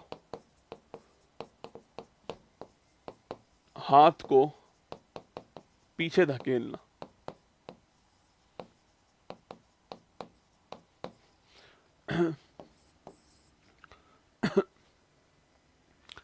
चप्पू चलाना, जब नाव चलाते, चप्पू चलाते हैं ना हम लोग, आपके चप्पू से पानी पीछे फेंकते हैं, नाव आगे बढ़ जाती है, लिखना। नाव से उतरना, जब नाव से उतरते तो चेक करना, नाव को पकड़ना पड़ता है ना, अगर नाव पकड़ोगे नहीं ना भाई साहब, आप सोचो कि नाव खड़ी है दोस्तों ऐसे, ठीक है, और यहाँ पर आप उतरने वाले हो, ठीक है, यहाँ उतरने वाले हो और आप यहाँ पर खड़े हुए हो ना। जैसे दोस्तों आप अपना एक पैर यहाँ रखोगे ना तो ये नाव पीछे की ओर भागेगी, चेक करना आप लोग, है ना। आपका एक पैर आगे जाएगा तो नाव जो है पीछे की ओर जाने वाली है, क्योंकि न्यूटन का थर्ड नियम कहता है एवरी एक्शन के साथ में रिएक्शन होगी, आपके बराबर होगी और विपरीत दिशा के अंदर होगी, ठीक है। इसलिए नाव को पकड़ते हैं यहाँ से ना, जिससे पीछे की ओर ना जाए, जिससे आप उतर जाओ। वरना दोस्तों वो देखा है आपने अजय देवगन वाली फिल्म दोस्तों, आपके दो मोटरसाइकिल होती है, उनमें वो पैर खड़ा होता है ऐसा ना, वही वाली कंडीशन हो जाएगी। अगर दोनों मोटरसाइकिल दोस्तों ऐसे चली जाएं तो भाई साहब आप समझ लो, है ना, अजय अलग देवगन अलग, ठीक है। तो ऐसा कंडीशन हो जाएगा। तो नाव से उतरना है आपके, तो यही वाला है ना, ये ना चप्पू चलाना, चप्पू चलाना भी वही है, ठीक है। चप्पू से पानी पीछे फेंकते हैं, नाव आगे बढ़ती है, एक्शन के साथ रिएक्शन हो रहा है, ठीक है। देखिए तैरना, स्विमिंग भी इसी का एग्जाम्पल है। तैरना है, हम पानी को पीछे फेंकते हैं, हम आगे की ओर बढ़ते हैं, तैरना भी है, ठीक है। देखिए पृथ्वी पर चलना, गुरुजी ये कैसे होता है, अरे ये भी होता है बेटा। देखो आपने पृथ्वी के ऊपर अपना पैर आगे रखा, ठीक है, आपने पृथ्वी को पीछे की ओर धकेलने की कोशिश करी, पर सो पृथ्वी का द्रव्यमान इतना बड़ा है ना कि आप उसको धकेल नहीं पाए पीछे, पर पृथ्वी ने आपको आगे की ओर धकेल दिया, आप आगे चल गए। तो पृथ्वी पर चलना, पृथ्वी का चलना, पृथ्वी पर चलना, पृथ्वी का चलना नहीं, पृथ्वी पर चलना भी इसी का एग्जाम्पल, ठीक है। ये सारे आपको ध्यान रखने हैं, तो लिखिए फटाक से।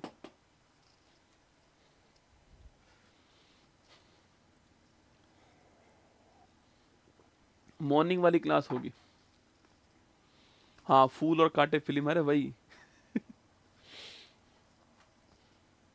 तुम तो यार बहुत जबरदस्त आदमी हो, तुम्हें पता है फिल्म का नाम भी क्या है?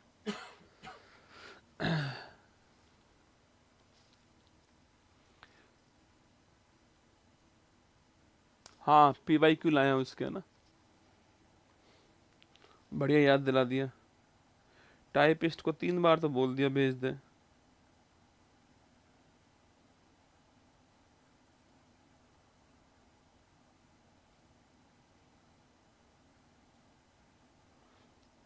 आगे भाई, चले।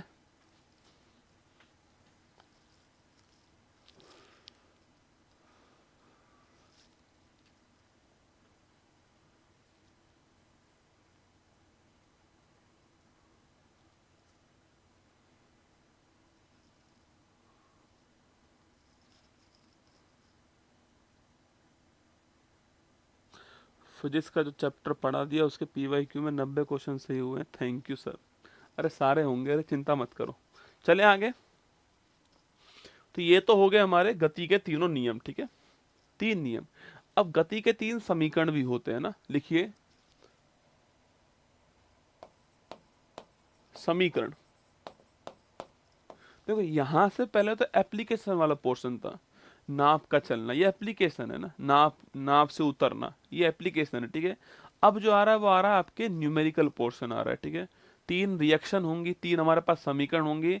उसमें सवाल पूछ सकता है आपसे कि भाई V निकालो, U निकालो, A निकालो, T निकालो, S निकालो, ऐसे पूछ सकता है आपसे ना। तो वो भी आपको पढ़ा रहा हूं मैं, ठीक है। देखिए इक्वेशंस की बात कर रहे हैं ना, ये भी 3 ही होती है, यह भी 3 ही होती हैं। तो गति का नियम भी 3 है, गति के समीकरण भी 3 है। यह भी आपका एनसीईआरटी के अंदर लिखा हुआ है, क्लास 9th की एनसीईआरटी है ना। देखिए जो पहली जो इक्वेशन होती है हमारी, वो होती है V बराबर U प्लस AT। अभी क्या होता है इसका मतलब लिखाऊंगा, ठीक है। V बराबर U प्लस AT ये पहली इक्वेशन है। जैसे A प्लस बी का whole square, A square plus B square plus 2AB होता है, ऐसी 3 रिएक्शन आपको याद करनी है, ठीक है। सेकंड लिखिएगा S बराबर UT plus half AT square. जब हम फिजिक्स पढ़ते हैं क्लास 11th में, क्लास 12th में, तो वहां पर इसको हम सिद्ध भी करते हैं कैसे ये आई है ना। पर हमारा काम वो नहीं है, हमें केवल रिएक्शन याद करनी है। S बराबर UT plus half AT square, ठीक है। और थर्ड लिखना V स्क्वायर बराबर U square plus 2AS। V square बराबर U स्क्वायर प्लस 2AS, ठीक है। अब देखिए यहाँ पर इनका मतलब क्या है, देखिए जो V है, जो V लिखा हुआ है यहाँ पर, इसको बोलते हैं हमके अंतिम वेग। क्या बोलते हैं इसको? इसको बोलते हैं फाइनल वेलोसिटी, अंतिम वेग।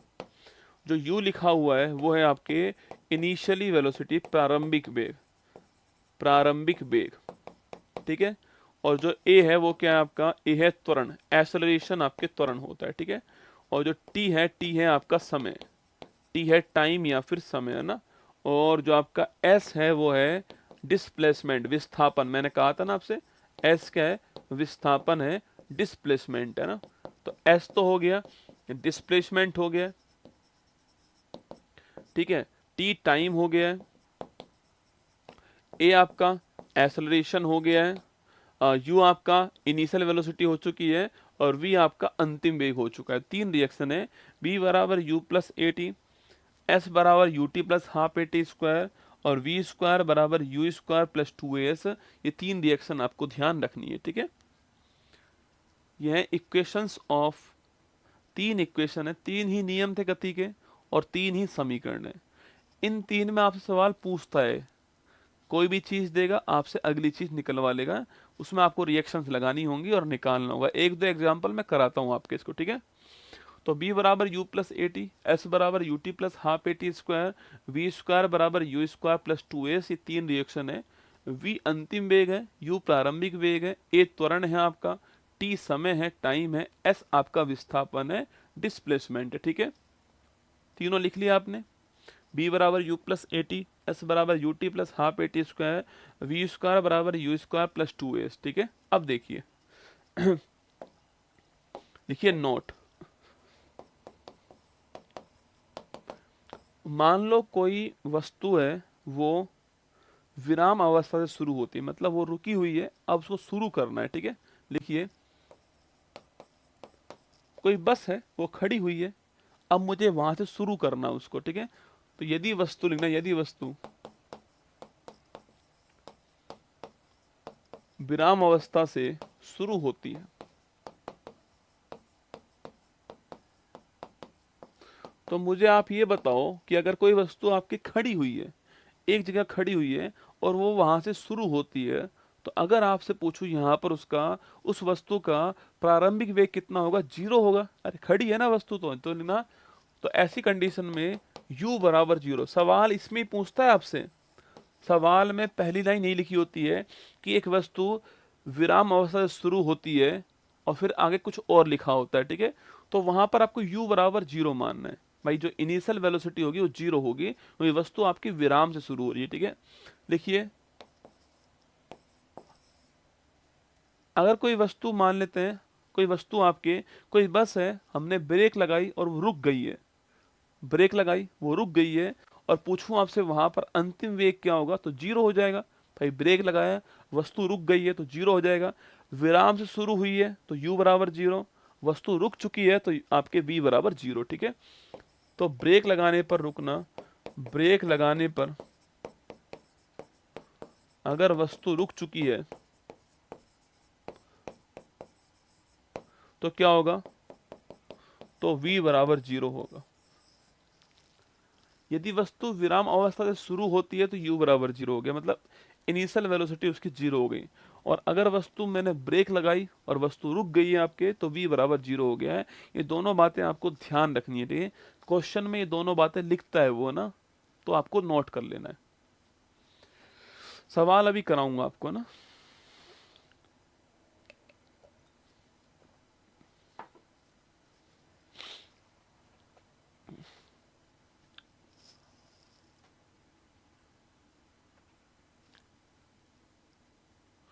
चलो लिखो, क्वेश्चन लिखो।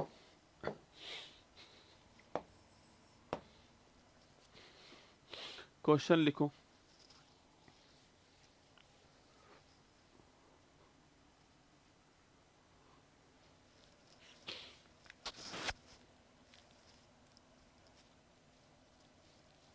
लिखिए,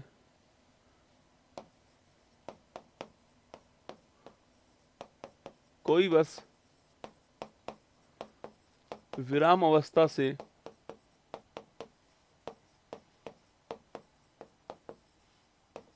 शुरू होकर, कोई बस विराम अवस्था से शुरू होकर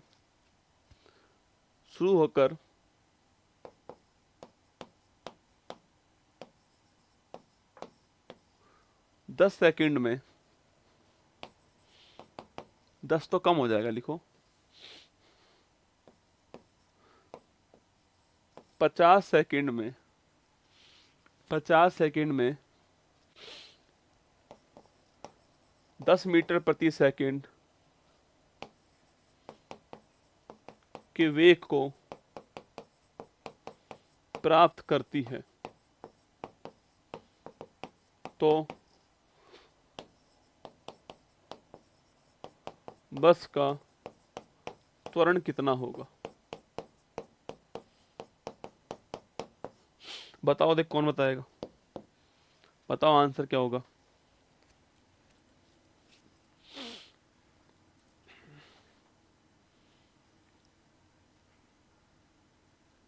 गाड़ी रुक गई है तो v बराबर 0 होगा, ठीक है। गाड़ी रुकी नहीं है, चल रही है, तो v 0 नहीं होगा ना। पेपर में लिख कर देगा बकायदा ना।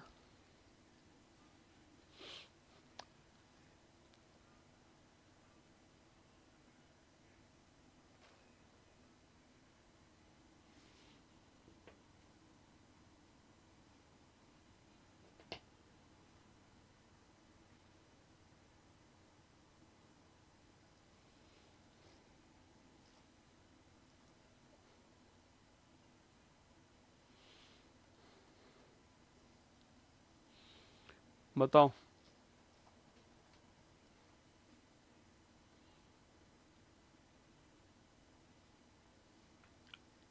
चलो देखो, देखो मैंने कहा यदि पहले क्या क्या दिया हुआ है सवाल वो देखते हैं ना।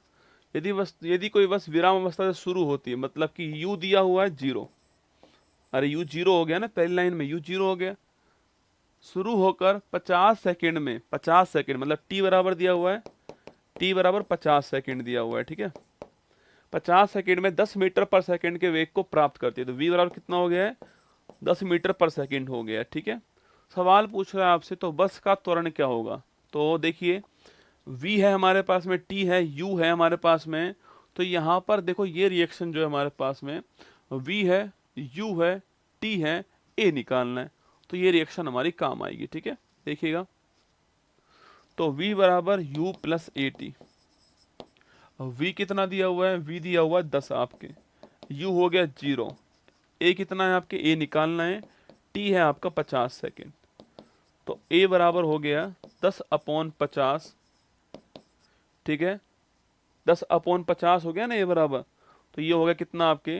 ये 0.2 मीटर पर सेकेंड स्क्वायर हो गया। यही आंसर आ रहा है, नहीं आ रहा बताओ आपका? दिखाओ आंसर क्या आ रहा है आपका। ये होगा 0.2 मीटर पर सेकेंड स्क्वायर जो है वो ठीक आंसर आपका आने वाला है, ठीक है। चलो एक क्वेश्चन और लिखो। अब मैं पूरा लाइन नहीं लिख रहा हूँ, ठीक है, मैं केवल वैल्यू लिख रहा हूँ सीधा, आपको उसका आंसर बताना है, ठीक है। मैं सीधा वैल्यू लिखूंगा, आपको आंसर छापना है, ठीक है। लिखिएगा, ए बराबर 5 मीटर पर सेकेंड स्क्वायर है। देखिए ए बराबर 5 मीटर पर सेकेंड स्क्वायर, ठीक है। एस बराबर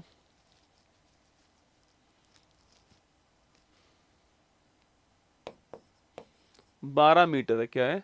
एस बराबर लिखना 12 मीटर है। यू बराबर 1 मीटर पर सेकेंड है। यू बराबर 1 मीटर पर सेकेंड है। वी क्या होगा बताओ फटाक से, वी क्या होगा? वी क्या होगा?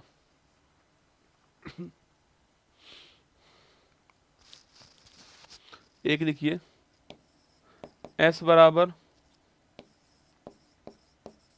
200 मीटर है। 100 लिख लो, 200 लिख लो, छोड़ो। ए बराबर 10 मीटर पर सेकेंड स्क्वायर है। एस बराबर 200 मीटर है, ए बराबर 10 मीटर पर सेकेंड स्क्वायर है।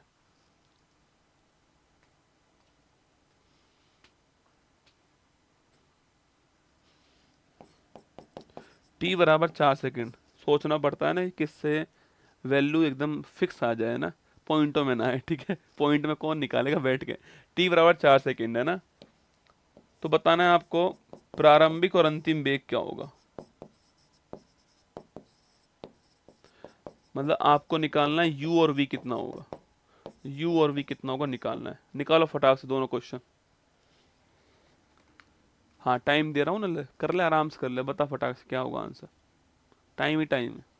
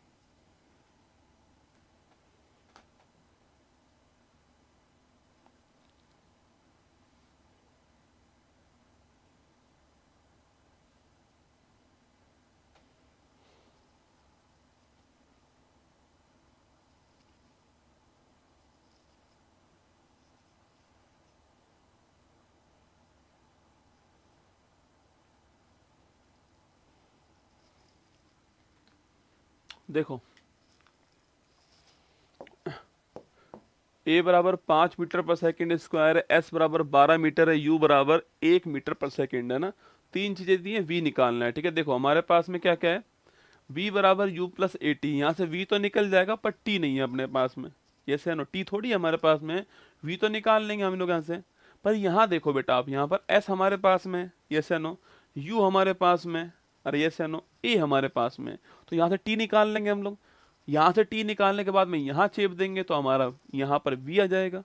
ठीक है, तो देखो मैंने कहा आपसे s बराबर क्या हो गया, s बराबर U T plus half A T square हो गया। ठीक है, देखो s की वैल्यू लिख दो, s की वैल्यू हो गई आपके 12, u कितना हो गया, u हो गया आपके 1 इंटू टी हो गया। ठीक है, प्लस हाफ a हो गया 5 इंटू टी का स्क्वायर। ठीक है, ये हो गया तो 12 बराबर t प्लस आपके 12 बराबर t प्लस, हाँ ये क्यों कर रहे हैं हम आपके, छोड़ो ना इसको, देखो छोड़ो इसको, हमारे पास थर्ड रिएक्शन भी तो है ना। देखो थर्ड रिएक्शन भी तो है, उसको लगा लेते हैं। वी स्क्वायर बराबर यू स्क्वायर प्लस 2a, इसको लगा लो। हमारे पास में u है, हमारे पास में a है, हमारे पास में s है, सीधा v निकाल दो पहले तो आप। इसको लगाओ वी स्क्वायर बराबर, जिसमें कैलकुलेशन कम होगी हम वही करेंगे। ठीक है, देखो वी स्क्वायर बराबर यू स्क्वायर कितना हो गया आपके, यू स्क्वायर हो गया, आवाज जा रही मेरी, यू स्क्वायर हो गया आपके 1 का स्क्वायर प्लस 2 इंटू 5 इंटू 12। ठीक है, काउंट करो, 1 प्लस 5 दूनी 10 और 120 हो गया। ठीक है, ये हो गया 121, तो वी स्क्वायर बराबर 121 हो गया। तो वी बराबर कितना हो गया, वी बराबर आपका कितना आ गया, वी बराबर आपका आंसर 11 आ गया। भाई जिसका जिसका हम उसको करते तो आंसर यही आता, पर हमें आसान निकालना, तो आसान ये हो गया हमारे लिए। तो पहले का आंसर v बराबर 11 मीटर पर सेकंड आ गया। ठीक है, सेकंड देखो s बराबर 200 मीटर है, a बराबर 10 मीटर पर सेकंड स्क्वायर है, t बराबर 4 सेकंड है। प्रारंभिक और अंतिम वेग निकालना है। ठीक है, हमें निकालना है प्रारंभिक और अंतिम वेग क्या होने वाला है, वो हमें निकालना है। ठीक है, देखो अगर मैं फॉर्मूला लगाऊं आपके v बराबर u प्लस ए टी वाला लगाऊं, तो आपके v बराबर u प्लस ए टी लगाऊं, तो यहाँ पर u तो है हमारे पास में, नहीं है, t भी हमारे पास में, t है हमारे पास में, a है, पर ये दोनों हमारे पास में नहीं है, तो इसलिए इसको नहीं लगा पाएंगे अभी हम लोग, है ना। हमें एक चीज निकालनी पड़ेगी फिर लगा देंगे इसको। ठीक है, सेकंड हमारे पास में, एक तो थर्ड हमारा है वी स्क्वायर बराबर यू स्क्वायर, ये भी नहीं लगा पाएंगे। सेकंड हमारा एस बराबर U T plus half A T square.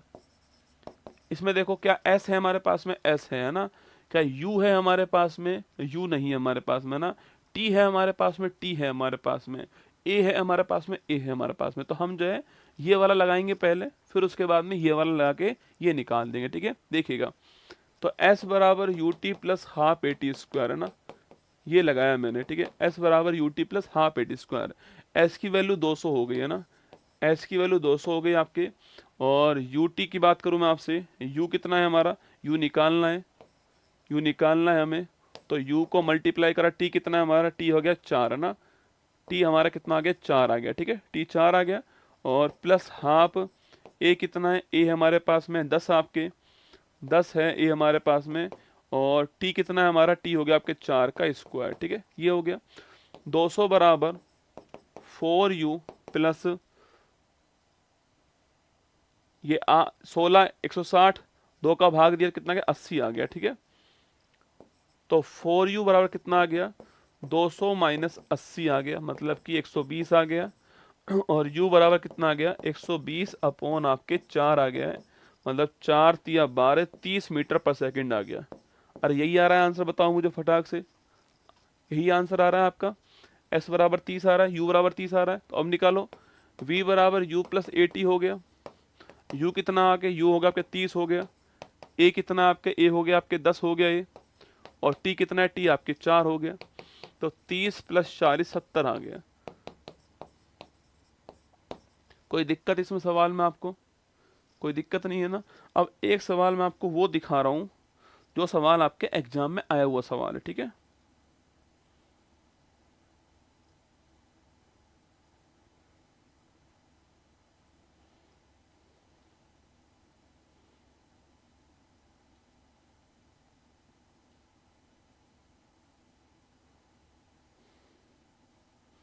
इसका निकालो आंसर आप।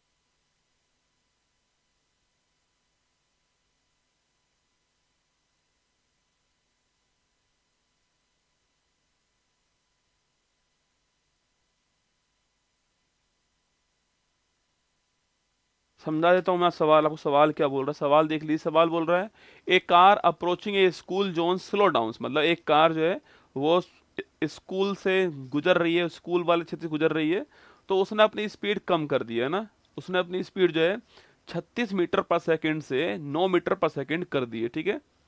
लेकिन उसका जो ए है वो फिक्स है, कितना आपके ए उसका -3 मीटर पर सेकेंड स्क्वायर है।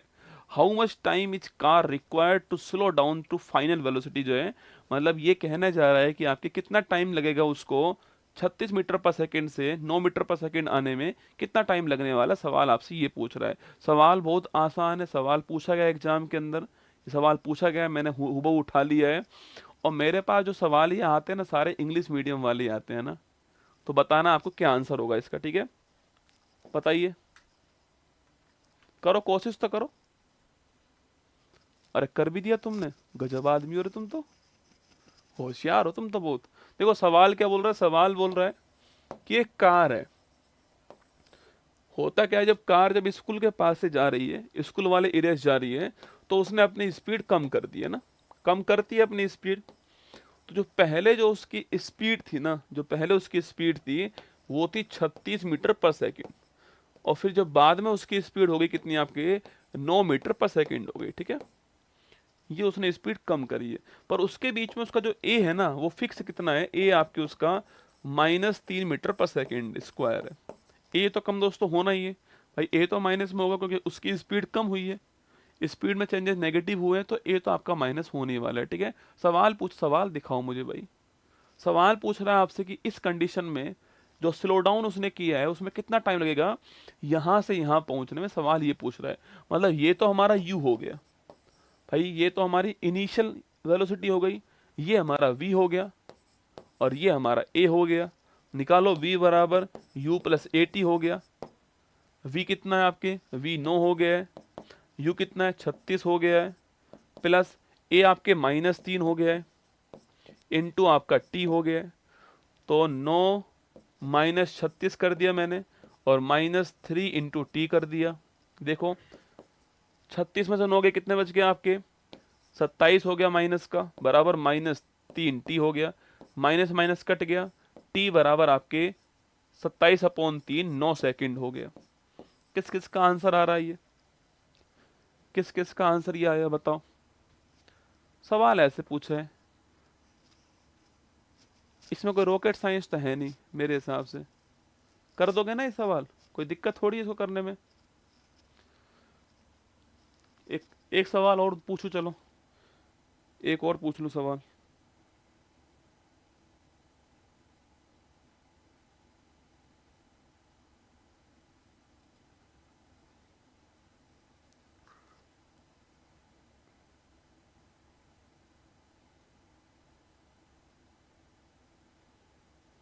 दिखाओ, ये सवाल दिखाओ फटाक से।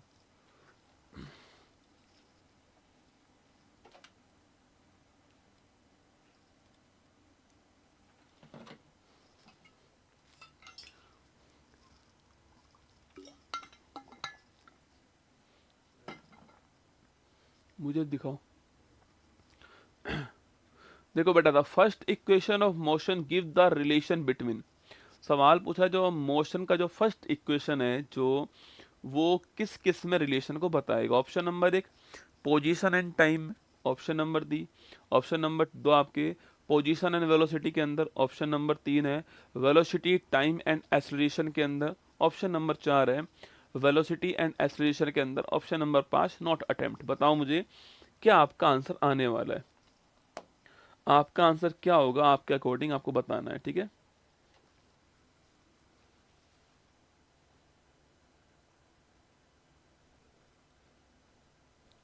कहाँ मांग रहा है वेलोसिटी, टाइम मांग रहा है बेटा। सुबह दोबारा दिखाओ सवाल, पहले वाला दोबारा दिखाओ, इससे पहले वाला दोबारा दिखाओ। सवाल पढ़े, पढ़ाई लिखाई थोड़ी कमजोर है तेरी। How much time is car required, सवाल पूछ रहा है कि कार कितना टाइम लेगी to slow down to final velocity, जो उसका 9 मीटर पर सेकेंड है उसको प्राप्त करने में टाइम कितना टाइम लेगी car, how much time is car required, है ना। चलो हिंदी में तो समझ में आएगा, समय ही पूछा है ना। चलो बताओ मुझे फटाक से क्या आंसर आपका होने वाला है। अरे यार देखो अभी तो मैंने लिखा है, सवाल पूछ रहा है कौन सा रिएक्शन पूछा, सवाल दिखाओ, सवाल कौन सा रिएक्शन पूछ रहा है आपसे। तो फर्स्ट इक्वेशन पूछ रहा है, मतलब कि v बराबर U A plus you plus A T पूछ रहा है। अरे यही तो पूछ रहा है, सवाल पूछ रहा है कि इनमें किस किस के बीच किस किस के बीच इक्वेशन है। क्या यहाँ पर s की बात हो रही है क्या, जो जो विस्थापन है, जो डिस्प्लेसमेंट है, जो पोजीशन है, क्या इसकी बात हो रही है क्या, नहीं हो रही इसमें, ठीक है। किसकी बात हो रही है इसके अंदर आपके, एक तो v की बात हो रही है जो कि वेलोसिटी होता है, एक a की बात हो रही है जो कि एक्सेलरेशन होता है, और t की बात जो टाइम होता है। तो ऑप्शन नंबर 3 आंसर होगा, वेलोसिटी एक्सेलरेशन टाइम, इसके बीच में जो है वो आपका बताएगा जो हमारा वेग है, जो त्वरण है और जो समय है, इसके बीच में हमारा डिफरेंस बताने वाला है, इन तीनों में रिलेशन बताएगा।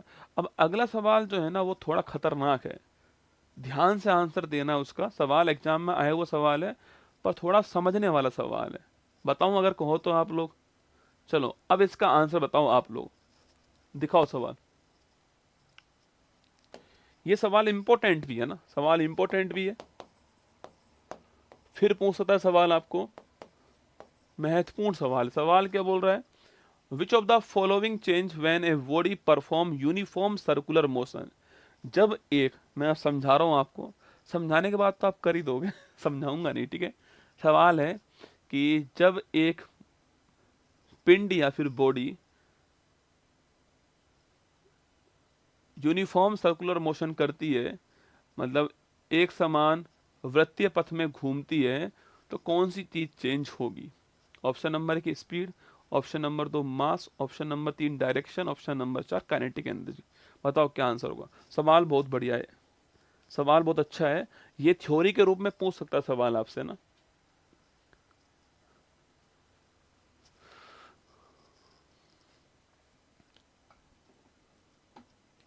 रामचंद्र कह गए सिया से,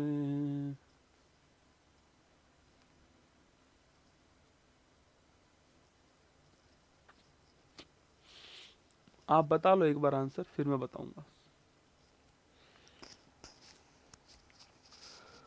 अगर फिजिक्स और मैथ में अगर आपका पेन नहीं चलता है तो मैं यकीन मानना आप सवाल नहीं कर पाओगे। सवाल जो कहता है वो आपको लिखना पड़ेगा एक बार, तब काम होगा बेटा।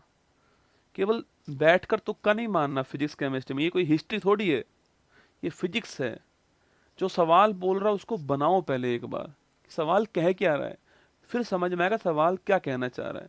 देखो सवाल कह रहा है कि अगर कोई एक बॉडी है और वो बॉडी जो है वो एक यूनिफॉर्म, कैसा यूनिफॉर्म सर्कुलर मोशन कर रही है, मतलब कि एक समान वृत्तीय पथ में घूम रही है, घूम रही है, ठीक है। चलो घुमाते हैं इसको, आओ।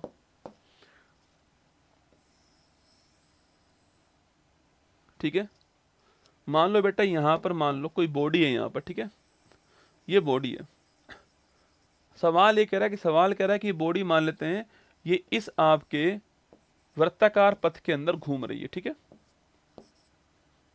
ऐसे ऐसे घूम रही है, इस पथ के अंदर घूम रही है, ये एक समान यूनिफॉर्म सर्कुलर मोशन कर रही है, ठीक है। सवाल पूछ रहा है कौन सी चीज इसकी चेंज होगी। अब मुझे बताओ यहां पर इसका द्रव्यमान अगर m है, ठीक है, तो यहां भी द्रव्यमान m ही तो होगा। अरे भाई जो मास है वो मास तो हर जगह m होगा ना, जो मास है वो तो हर जगह m होगा बेटा।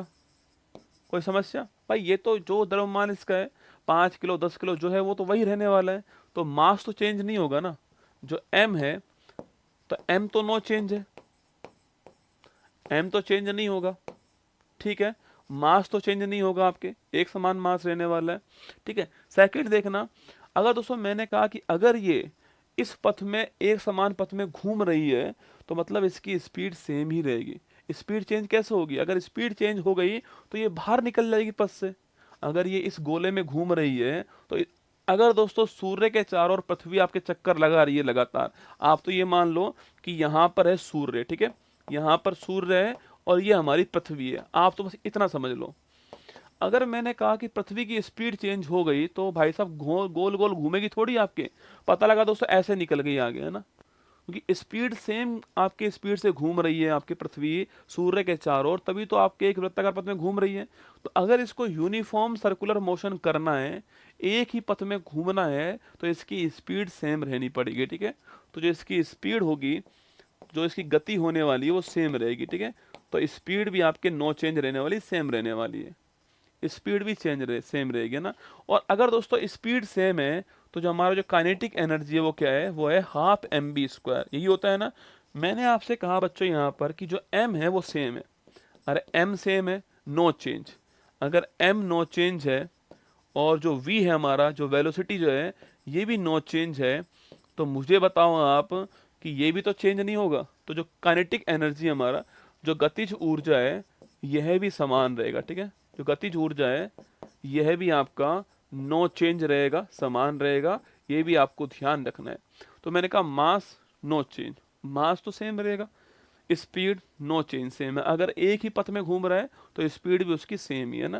काइनेटिक एनर्जी पूछूं आपसे, ये हाफ एम बी स्क्वायर है, मतलब एम भी सेम है, वी भी सेम है, तो आपकी काइनेटिक एनर्जी भी सेम रहने वाली, ठीक है। अब पूछूं आपसे, बताओ मुझे कि इसमें दोस्तों आपके यहाँ देखो, आप यहाँ देखना आप लोग जो है, यहाँ अगर ये पिंड दोस्तों यहाँ पर है तो ये ऐसे गति कर रहा है, ये से नो। अगर ये यहाँ पर है तो ये ऐसे गति कर रहा है, ठीक है। यहाँ पर है तो ऐसे गति कर रहा है, और यहाँ पर है तो ऐसे गति कर रहा है। तो हर पॉइंट पर, कोई भी पॉइंट हो वहां पर उसका जो दिशा जो है वो चेंज होने वाली है, ठीक है। अब देखो ना, यहाँ दिशा ये है उसकी, यहाँ दिशा ऐसे है, यहाँ दिशा ऐसे है, यहाँ दिशा ऐसे है, तो क्या होगा? तो कोई भी कंडीशन हो उसमें जो दिशा होगी, जो डायरेक्शन होने वाली है वो चेंज होने वाली है, ठीक है। डायरेक्शन जो है वो चेंज होगी, ये भी आपको ध्यान रखना है। देखो सवाल में आज तो कुछ भी पूछा है आपसे, कल को कुछ और पूछ लेगा सवाल में, तो आपको ध्यान रखना है। अगर कोई पिंड, अगर कोई बॉडी एक यूनिफॉर्म सर्कुलर मोशन कर रही है तो उसका मास नो चेंज है, उसकी स्पीड नो चेंज है, उसकी काइनेटिक एनर्जी नो चेंज है, पर उसकी जो डायरेक्शन जो होगी वो चेंज होने वाली है, दिशा चेंज होने वाली है। अब अगर आपसे पूछूं मैं यहाँ पर, बताओ कि एक पिंड है, एक पिंड है वो यहाँ से, चलो मैं अगला पॉइंट बनाऊं। मैंने कहा एक पिंड है और वो इस यूनिफॉर्म यहाँ पर वो स्टार्ट हुआ, ठीक है। ये m आपके मास का एक पिंड है, यहाँ पर इसने यहाँ से गति स्टार्ट की है ना, यहाँ से गति स्टार्ट की है, ठीक है। और जो इसकी यहाँ से जो रेडियस है, ये r कितनी है? r मान लेते कितनी है आपके, r जो है वो 14 मीटर है, ठीक है। आपको मुझे बताना है कि ये यहाँ से स्टार्ट की गति इसने, और यहाँ से ऐसे स्टार्ट की और ये ऐसे यहाँ पहुंच गया, ठीक है। यहाँ ए बिंदु से स्टार्ट किए, वापस ए बिंदु पर ही आ गया है। आपको बताना है दूरी कितनी होगी और विस्थापन कितना होगा। बताओ इसने दूरी कितनी तय की है और विस्थापन कितना तय किया है, ये आपको बताना है, ठीक है। डिस्टेंस कितना तय किया है इसने, और डिस्प्लेसमेंट जो है यह कितना तय किया है, यह भी सवाल पूछता है आपसे। देखो यूनिफॉर्म सर्कुलर मोशन के 5 सवाल ही बैठेंगे ना, बताओ मुझे। तो उसका तो आंसर आगा क्या होगा? डायरेक्शन चेंज होगी, ठीक है। समझ में आई होगी मेरी बात आपको, मैंने समझा दी आपको सारी बातें ना। हाँ, मौत का कुआं है, अगर मौत के कुएं में अगर आपने स्पीड चेंज कर दी ना एक बार, तो ऊपर पहुंचने के बाद स्पीड एक समान हो जाएगी, है ना। फिर नीचे लाएगा तो स्पीड कम करता जाएगा। मौत का कुआं पढ़ाएंगे आपको ना। चलो बताओ। देखो बेटा, ये एक वृत्त है ना, सर्किल एक, मैंने कहा आपसे इसकी जो त्रिज्या है वो 14 मीटर है, ठीक है। हम निकालेंगे क्या, ये इसे बोलते हैं वृत्त की परिधि। क्या बोलते हैं इसको, इसको बोलते हैं वृत्त की परिधि। कितनी होगी ये होगी 2 पाई आर। कितनी होगी, 2 पाई आर होगी, है ना। तो कैसे निकालेंगे, 2 इंटू पाई का मान होता है 22/7, आर कितना हो गया, आर हो गया आपका 14, है ना, 7 से गया 2 बार, ये हो गया 88 मीटर। तो जो परिधि जो है वो कितनी आपके 88 मीटर हो गई, है ना। मतलब जो परिधि जो है कितनी आपके, तो परिधि जो है आपके वही दूरी होगी, ठीक है। दूरी का मतलब कुल तय की गई डिस्टेंस आपकी दूरी होती है, तो ये कितनी होगी, 88 मीटर होगी। पर दोस्तों जिस पॉइंट से स्टार्ट किया है, अगर उस पॉइंट पर हम आ गए वापस से, तो डिस्प्लेसमेंट आपका 0 हुआ। मैंने कहा ना, डिस्प्लेसमेंट वो न्यूनतम दूरी है, वो न्यूनतम दूरी है आपके। तो न्यूनतम दूरी कितनी हुई आपके, यहीं से स्टार्ट किया, वहीं पर पॉइंट आ गया, तो डिस्प्लेसमेंट 0। अगर आपको याद हो तो याद कीजिए, एक बस यहाँ से स्टार्ट करी, यहाँ गई, वापस यहाँ से यहाँ आ गई, मैंने कहा डिस्प्लेसमेंट 0 होगा, वही सवाल आपके सामने सर्किल में दे दिया, ठीक है। तो डिस्प्लेसमेंट 0 होगा, ये भी आपको ध्यान रखना है ना, सवाल पूछता है आपसे, डिस्प्लेसमेंट 0 होगा, ये भी आपको नोट करना है, ठीक है। कोई दिक्कत इसके अंदर आपको, कर लोगे, चलो। तो ये पॉइंट नोट कर लेना आप, बड़ा प्यारा सवाल है एग्जाम के लिए, दिल भेज दो फटाक से। अगर ये वाला कंसेप्ट पहली बार पढ़ा हो आपने, मतलब देखो पढ़ा तो आपने और भी जगह होगा, पर सवाल के रूप में पहली बार देखा होगा, संभावना इस बात की है ना, कि सवाल में पहली बार आपने देखा हो कंसेप्ट ये वाला जो है। तो बताना मुझे कैसा लगा। अब सवाल दिखाओ फटाक से, वो मैंने सवाल भेजे ना तुमको एनसीईआरटी वाले, वो लगाओ यहाँ पर, फटाक से लगाओ। मैं सवाल लगवाता हूँ एनसीईआरटी वाला, है ना। अब वो सवाल करना आप लोग, सवाल थोड़े बड़े बड़े होते हैं एनसीईआरटी में, ठीक है, डरना मत आप लोगों ना।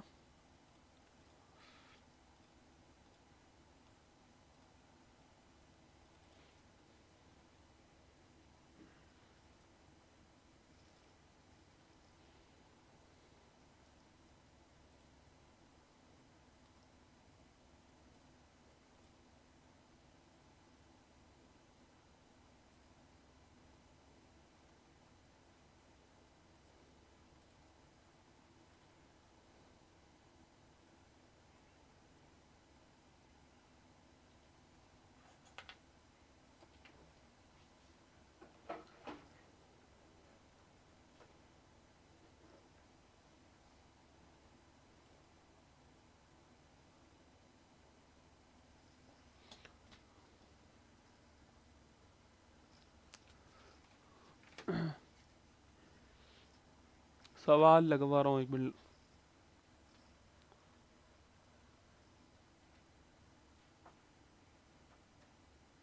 थोड़ा जल्दी करो।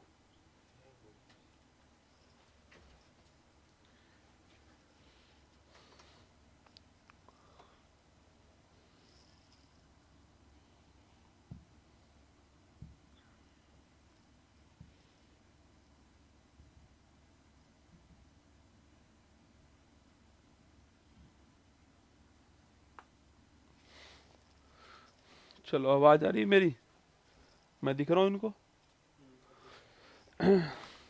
रिफ्रेश करो कमेंट, रिफ्रेश करो।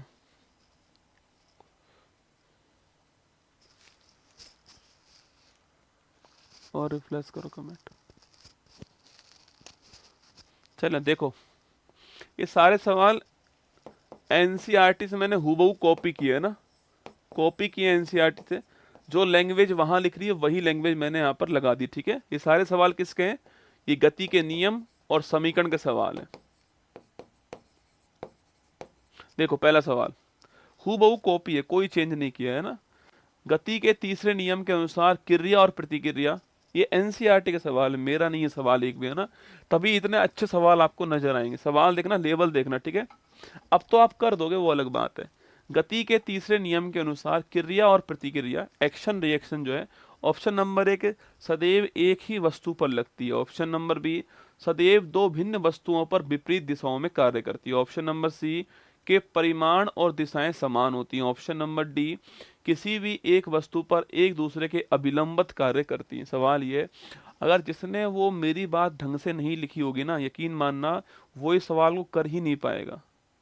अगर जिसने कंसेप्ट को नहीं समझा तो सवाल नहीं कर, रट के सवाल नहीं हो सकता एनसीईआरटी का ना। सवाल को करने के लिए बारीक जानकारी होनी चाहिए आपके पास में। केवल एक्शन रिएक्शन होता है, इससे काम थोड़ी चलेगा। मैंने आपसे वहां लिखवाया है, चेक करना। मैंने कहा था कि जो गति का थर्ड नियम है आपके, वो पहली बात तो उसमें जो एक्शन रिएक्शन होता है, एक्शन रिएक्शन होता है, मैंने कहा था कि यह बराबर होता है, इक्वल होता है और विपरीत दिशा में होता है ना, बराबर है और विपरीत दिशा में होता है, ठीक है। तो मैंने कहा बराबर है, विपरीत दिशा में होता है। देखो कि परिणाम एवं दिशाएं समान होती है, तो गलत हो गया, दिशाएं तो विपरीत होती हैं। यहाँ लिख रहा है, सेकंड बात मैंने कही आपसे कि ये जो एक्शन रिएक्शन है, दो अलग अलग वस्तुओं पर लगता है। अब ये आपको बातें बहुत कम जगह मिलेंगी, जब आप एनसीईआरटी को पढ़ोगे ना तभी ये बातें निकल कर आती है, वरना कोई गाइड में ये बातें नहीं लिखी होती हैं। सारी गाइड बनती कहाँ से, एनसीईआरटी से जो बनती हैं, वही तो मेन आधार है सबका। तो मैंने उसी को उठाया, उसी से मैंने पढ़ाया आपको, उसी के सवाल आपको दिखा रहा हूँ। इसलिए कोई गाइड वाइड नहीं पढ़नी आपको, ये ढंग से इसको बार बार रिवाइज कर लेना, ठीक है। अब देखो, दो अलग अलग वस्तुओं पर लगता है action reaction force. Option number एक है सदैव एक ही वस्तु पर लगता है, तो गलत हो गया। सदैव दो भिन्न भिन्न वस्तुओं पर विपरीत दिशाओं में कार्य करता है, एकदम ठीक बात है। ऑप्शन नंबर बी ठीक हो गया है कि परिमाण और दिशाएं समान होती हैं, ये भी गलत हो गया, दिशाएं समान नहीं होती किसी भी एक वस्तु पर, वस्तु एक होगी नहीं, मैंने कहा वस्तु दो होंगी, तो ये भी गलत हो गया। तो option number B correct answer हो गया, इसका ठीक आंसर ऑप्शन नंबर बी हो गया, ठीक है। चले आगे, चलो नेक्स्ट क्वेश्चन देखो। फुटबॉल के खेल में कोई गोल रक्षक मतलब गोलकीपर गोल पर तीव्र गति से आती बॉल को पकड़ने के पश्चात अपने हाथों को पीछे की ओर खींचता है। देखो जो लैंग्वेज एनसीईआरटी में है ना सवाल में, वही लैंग्वेज मैंने आपको कॉपी में लिखाई है। इससे होता यह है कि इससे आपका कॉन्फिडेंस लेवल बढ़ जाएगा कि यार जो आपने पढ़ा है सवाल उसी फॉर्मेट में। एनसीईआरटी के सवाल कॉपी पेस्ट होते हैं एग्जाम के अंदर, हूबहू कॉपी पेस्ट होते हैं। तो पूछ रहा है ऐसा करके गोल रक्षक क्या करता है। देखो, बॉल पर अधिक बल लगा पाता है, ऑप्शन नंबर बी। बॉल द्वारा हाथों पर लगाए गए बल को कम करता है, ऑप्शन नंबर सी। संवेग परिवर्तन की दर में वृद्धि करता है, ऑप्शन नंबर डी। संवेग परिवर्तन की दर में कमी करता है। बताओ मुझे क्या करता है। ये हूबहू लाइन लिखाई है मैंने आपको, हूबहू लाइन लिखाई है, आप चेक करना। मैंने आपको हूबहू कॉपी करवाया, देखो मैं दिखाऊं आपको, देखो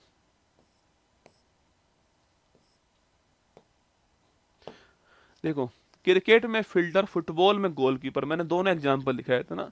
फुटबॉल में गोलकीपर कैच लेते समय बॉल की दिशा में अपने हाथों को पीछे की ओर लाता है, जिसमें त्वरण कम होने से हाथों पर गेंद के द्वारा लगने वाला बल कम होता है, ठीक है, जिसमें हाथों में चोट कम लगती है, ठीक है। तो लिखिएगा, तो सवाल क्या बोल रहा है, सवाल बोल रहा है, सवाल कह रहा है कि फुटबॉल के खेल में कोई गोल रक्षक गोल पर तीव्र गति से आती बॉल को पकड़ने के पश्चात अपने हाथों को पीछे की ओर खींचता है। ऐसा करने पर बॉल द्वारा हाथों पर लगाए गए बल को कम कर पाता है, ठीक है। तो ऑप्शन नंबर भी करेक्ट आंसर हो गया। आगे देखिए नेक्स्ट क्वेश्चन। किसी पिंड का जड़त्व मतलब जो इनर्सिया जो है ना, इनर्सिया, कोई भी बॉडी है उसका इनर्सिया जो है, ऑप्शन नंबर एक उसकी चाल बढ़ाता है, ऑप्शन नंबर बी उसकी चाल कम करता है, ऑप्शन नंबर सी उसकी गति की अवस्था में परिवर्तन का प्रतिरोध करता है, ऑप्शन नंबर डी घर्षण के कारण अवमंदित करता है। बताओ मुझे क्या करता है। जो जड़त्व होता है, मैंने आपसे शुरुआत में कहा था कि जो जड़त्व होता है, जो इनर्सिया होता है, उसका मतलब यह है कि वो उस पिंड की गति का विरोध करता है। वो चाहता है अपनी पोजीशन बनाए रखना, वही जो पोजीशन उसकी है। जड़त्व हमेशा जो स्थिति में जो चेंज होता है उसका विरोध करता है, मैंने कहा था आपसे, ठीक है। देखो, उसकी चाल बढ़ाता है, चाल तो दोस्तों कैसे बढ़ाएगा ना, चाल तो बढ़ा नहीं पाएगा, तो ऑप्शन नंबर एक कट गया आपके। उसकी चाल कम करता है, चाल से कोई लेना देना है नहीं उसका ना। ऑप्शन नंबर सी देखना, उसकी गति की अवस्था में परिवर्तन का प्रतिरोध करता है। मैंने कहा ना, जो अवस्था जो है उसमें जो परिवर्तन होता है इसका प्रतिरोध करेगा। जो अवस्था है, जो उसमें जो परिवर्तन होता है, इसका प्रतिरोध करता है। तो ऑप्शन नंबर सी ठीक आंसर हो गया, ठीक है। जो जड़त्व होता है, मैंने कहा जड़त्व का काम क्या है, अवस्था में परिवर्तन का विरोध करना जड़त्व का काम है, ठीक है। चलो आगे देखो। कोई यात्री किसी गतिमान रेलगाड़ी में एक सिक्का, ये सवाल बहुत बढ़िया है, सवाल देखना। कोई यात्री किसी गतिमान रेलगाड़ी में एक सिक्का उछालता है जो उसके पीछे गिरता है। इसका यह अर्थ है कि रेलगाड़ी की गति ऑप्शन नंबर 1 त्वरित है, मतलब कि तेज हो रही है। ऑप्शन नंबर बी एक समान है, चेंज नहीं हो रही है। ऑप्शन नंबर सी अवमंदित हो रही है, मतलब गति बढ़ रही है, इक्वल है, एक समान है, कम हो रही है, वृत्ताकार पथ के अनुदिश है। आपको बताना है कि कोई यात्री जो है किसी गतिमान रेलगाड़ी में एक सिक्का उछालता है जो उसके पीछे गिरता है। रेल की गति क्या है, ट्रेन की गति क्या है? ऑप्शन नंबर 1 बढ़ रही है, एक समान है, अवमंदित हो रही है, वृत्ताकार पथ के अनुदिश है। आपको बताना है क्या होगा इसका आंसर। देखो, जो आप पढ़ते हो उससे मतलब नहीं है कितना आपने प्रैक्टिस किया है, जो पढ़ा है उसको कितना अप्लाई किया है, मुद्दा इस बात का है। अगर आपको ये प्रयास अच्छा लगेगा तो मैं आपके बीच में, मैं टीम को बोल के नहीं, एनसीईआरटी के सारे सवाल करवा ही दूंगा आपको, ठीक है? फिजिक्स में तो कम से कम, क्योंकि फिजिक्स ऐसा टॉपिक है जिसमें आपको सवाल करना बहुत ज़रूरी है, क्योंकि आपको टफ लगता है ये टॉपिक, पर मैं आसान बना के छोड़ूंगा आपको। देखो बेटा, मान लो ये ट्रेन है, ये ट्रेन है, ठीक है? ये ट्रेन है, ये ट्रेन इधर जा रही है, इसमें एक यात्री यहां पर बैठा हुआ है,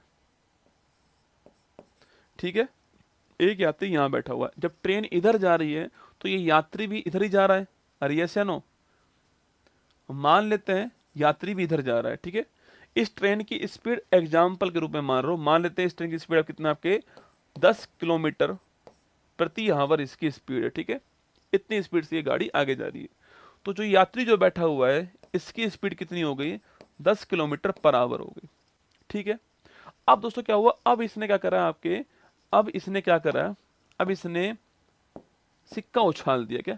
अब इसने सिक्का उछाल दिया यहां से ना, इसने यहां से सिक्का उछाला, ये सिक्का इधर उछला।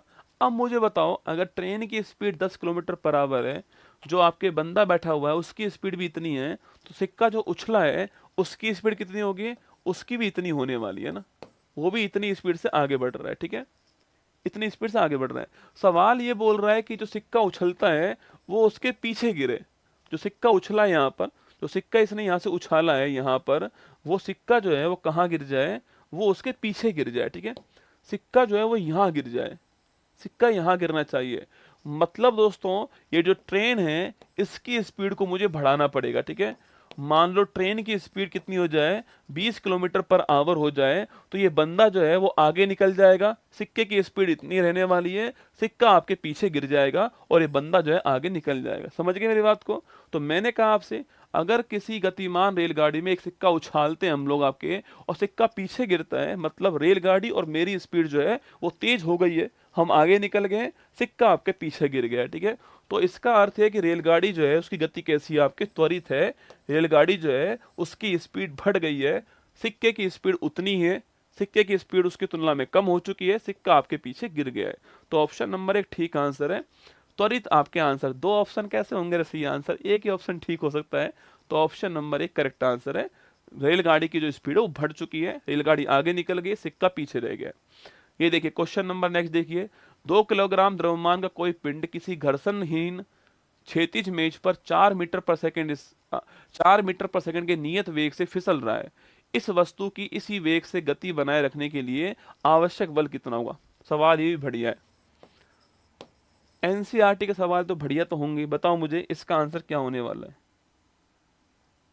बताओ क्या आंसर होगा इसका?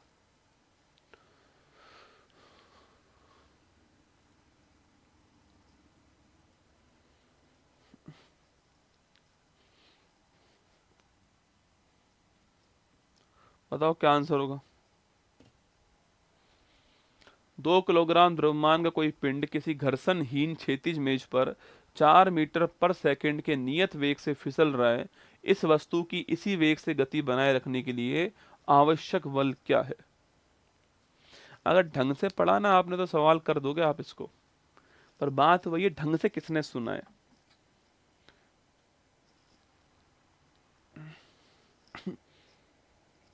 देखो सवाल, देखो क्या बोल रहा है। सवाल बोल रहा है 2 किलोग्राम द्रव्यमान का कोई पिंड किसी घर्षणहीन क्षैतिज मेज पर, मान लो ये मेज है, ठीक है? मान लो ये मेज है और इसके ऊपर ये पिंड रखा हुआ है यहाँ पर, ये पिंड जो है वो यहाँ पर रखा हुआ है, ठीक है, ये पिंड यहाँ पर रखा हुआ है, इसका द्रव्यमान कितना है, 2 किलोग्राम जो है इसका द्रव्यमान है, ठीक है। और ये बोल रहा है कि ये जो है आपके पिंड जो है वो मान लेते इधर की ओर फिसल रहा है, कितने से फिसल रहा है, 4 मीटर पर सेकंड से फिसल रहा है, ठीक है। और जो ये सरफेस जो है ना, ये सरफेस कैसी है, यह सरफेस आपके घर्षण रहित है, मतलब कि चिकनी सतह, चिकनी है, स्मूथ है, चिकनी है, स्मूथ है। अगर आपने ये वर्ड नहीं पढ़ा तो सवाल कर ही नहीं पाओगे। सवाल बोल रहा है घर्षणहीन क्षैतिज मेज है, मतलब मेज में उस वस्तु को रोकने के लिए कोई भी बल नहीं है, क्या कोई भी बल नहीं है, चिकनी सतह है, स्मूथ सतह है, और ये आपके जो जो आपका जो पिंड है वो 4 मीटर पर सेकंड से इधर की ओर आपके फिसलने में लगा हुआ है। इस वस्तु की इसी वेग को इसी वेग से गति बनाए रखने के लिए आवश्यक बल कितना होगा, इतना ही उसका वेग रहे, क्या वेग जो है, वेग जो है इस वेग में चेंज नहीं होना चाहिए, क्या वेग में चेंज नहीं हो। पूछा है फोर्स कितना होगा, पर आपने खोपड़ी थोड़ी लगाई है अपनी, आपको सवाल मिला, आपने केवल जो है अपना आंसर छापने में लगा दिया, किसी ने भी डायग्राम नहीं बनाया ना। मैं फिर कह रहा हूँ फिजिक्स का मतलब होता है डायग्राम बनाना। सवाल जो दिया हुआ है उसको पहले एक बार बना लो फोटो के रूप में, फिर उसको हल करना सीखो, है ना। मैं बार बार आपको यही बात क्यों बोल रहा हूँ, क्योंकि मैं जानता हूँ कि आप गलत करोगे सवाल। सवाल बोल रहा है कि v में कोई चेंज नहीं होना चाहिए। अब मुझे एक बात बताओ, अगर v में चेंज नहीं होगा तो a तो जीरो हो गया ना। अरे भाई a क्या होता है, a होता है v में चेंज, a क्या होता है, v में चेंज होता है। सवाल बोल रहा है कि v में कोई चेंज नहीं होना चाहिए, इसी वेग से गति बनाए रखनी है, तो अगर v में चेंज नहीं हुआ तो a तो जीरो हो गया, a तो जीरो हुआ ना। और अगर दोस्तों a जीरो हो गया तो फादर इक्वल टू माँ लगाओ। मैंने कहा आपसे अगर a जीरो है तो f कितना हो गया, f जीरो हो गया। अरे भाई क्यों बल लगाऊंगा मैं, जब उसकी स्पीड उतनी ही है और इस नीचे स्मूथ सतह है, चिकनी सतह है। मैं आपको चिकनी सतह पर मैं आपको फेंक दूं एक बार, जो है सोच के देखो, फेंक दिया मैंने आपको, फिर आप तो अपने आप चलने वाले हो ना, क्योंकि घर्षण तो रोकने वाला बल होता है, और यहाँ बोल रहा है रोकने वाला बल है ही नहीं, तो मैं क्यों बल लगाऊंगा, जिस स्पीड चल रहा है उससे चलता रहेगा अपने आप वो, तो यहाँ पर फोर्स जीरो हो जाएगा। प्रैक्टिकल की बात करूँ तो यहाँ पर इस लाइन का मतलब समझना है आपको। और अगर हम इक्वेशन की बात करें तो यहाँ पर लिखा हुआ है कि इसी वेग से गति बनाए रखनी है, तो a बराबर जीरो हो गया, गति चेंज नहीं हुई है, a चेंज नहीं होगा, तो f इक्वल टू आपके मदर हो गया। तो अगर a जीरो है तो f बराबर जीरो हो गया। 8 न्यूटन छापने में लगे पड़े हैं कि गुरुजी 8 न्यूटन। अरे थोड़ा समझा भी करो यार, ये कोई त्वरण थोड़ी है, कोई है त्वरण दिया हुआ है क्या। त्वरण का मात्रक क्या होता है, याद करो, मीटर पर सेकेंड स्क्वायर होता है, यही तो लिखा है तो मैंने। ये किसका मात्रक है, ये तो वेग का मात्रक है। कुछ नहीं कर रहे, 2 गुना 4 कर दिए और हीरो बन रहे हैं भाई साहब। 8 आंसर। डोपिया हो तुम, डोपिया, डोपिया जानते हो, एक होता है डोपा, एक होता है डोपिया। डोपा का भी हाई लेवल, डोपिया हो तुम, है ना। तो आंसर जीरो हो गया। अब दिल भेजो फटाक से, समझ में आया हो तो आपको, समझ में आया नहीं आया। तो सारा खेल इसी बात का कि आप कितना आराम से सवाल पढ़ोगे, जल्दबाजी मत करा करो, आराम से पढ़ना है आपको। मैंने कहा आप सवाल में देखो, क्या सवाल आपसे, जब सवाल ये कोई आईआईटी में सवाल थोड़ी पूछा गया है जो आप निकालने में लगे हुए हो, ये सवाल कंपटीशन एग्जाम में पूछा गया है। इसमें आपको केवल सोचना है कि कहीं ना कहीं ऐसा पॉइंट होगा जहां पर इस सवाल का आंसर छुपा होगा। सवाल का आंसर यहाँ पर छुपा हुआ है, घर्षण ही क्षैतिज आपके मेज है, मतलब मेज में बहुत चिकनी मेज है। मान लो मैंने आपके रूम के बाहर जो है मैंने घी पटक दिया बहुत सारा, इतना घी पटक दिया कि अगर आपने पैर रखा तो आप फिसल के आगे जाने वाले हो, तो मैं क्यों बल लगाऊं आपको, आप जाओगे, जैसे ही जाओगे तो आप अपने आप फिसलने वाले हो, तो वही कंडीशन यहाँ पर होने वाली। तो ऑप्शन नंबर भी करेक्ट आंसर है, 0 न्यूटन ठीक आंसर होगा। लिखो एक सवाल हो, रॉकेट किस नियम पर कार्य करता है। अगर मैंने वो लाइन नहीं लिखाई होती ना आपको, तो आप सवाल कर ही नहीं पाते ये वाला। आप बस ये जानते हो एक्शन रिएक्शन फोर्स होता है, पर एनसीईआरटी में सवाल इस फॉर्मेट में दिया हुआ है। जो क्लास 9 की जो एनसीईआरटी है, इस एनसीईआरटी में सवाल जो है, इसमें सवाल इस फॉर्मेट में दिया हुआ आपके सामने, रॉकेट किस नियम पर काम करता है। द्रव्यमान संरक्षण नियम पर, ऑप्शन नंबर बी। ऊर्जा संरक्षण नियम पर, ऑप्शन नंबर सी। संवेग संरक्षण नियम पर, ऑप्शन नंबर डी। वेग संरक्षण नियम पर। 4 आपके सामने है। चलो कोई ना, आज तो पता लग गया। मैंने आपको लिखा है बकायदा, चेक करना, लिखा हुआ है, ये वाला नियम होगा, संवेग संरक्षण नियम होगा। ऑप्शन नंबर सी, M1V1 बराबर M2V2 होगा, मैंने कहा था वहां पर। तो option number C correct answer इसका होगा, ठीक है। चलिए लास्ट सवाल, लास्ट सवाल आपके सामने। 2/3 ऊंचाई तक जल से भरा कोई टैंकर एक समान चाल से गतिमान है, ठीक है। अचानक ब्रेक लगाने से टैंक में भरा जल क्या होगा? पीछे की ओर गति करेगा, आगे की ओर गति करेगा, प्रभावित नहीं होगा, ऊपर की ओर उठेगा। बताओ क्या आंसर होने वाला है?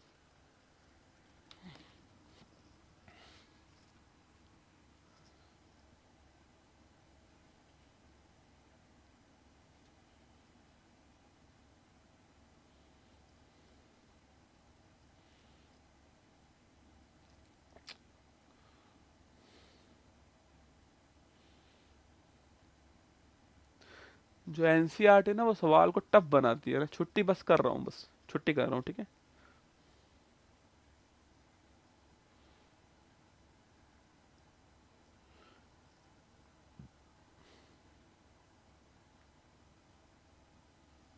देखो सवाल बोल रहा है 2/3 ऊंचाई तक जल से भरा कोई टैंकर, टैंकर है, ठीक है। ये टैंकर है, मान लो ये टैंकर है ना। ये टैंकर जा रहा है, इसमें पानी भरा हुआ है, पर पानी कितना भरा हुआ है? 2/3 भरा हुआ है, ठीक है। ये 2/3 पानी भरा हुआ है, 1/3 आपके खाली पड़ा हुआ है, ठीक है। देखो भरा कोई टैंकर एक समान चाल से गतिमान है, ठीक है। ये आपके एक समान चाल से आगे बढ़ रहा है, ठीक है। इसका वी जो है एक समान है, वो आगे बढ़ रहा है।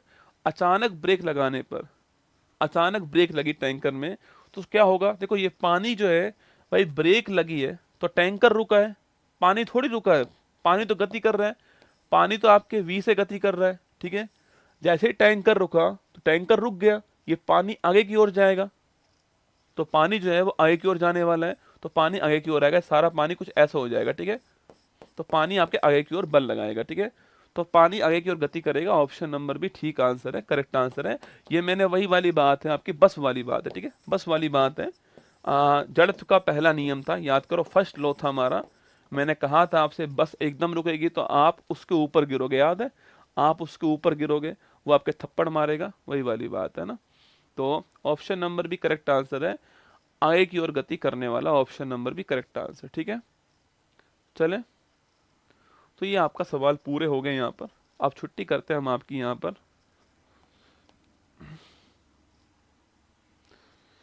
समझ में आई नहीं आई? अरे पल्ले पड़ी कौन नहीं पड़ी, बताओ मुझे।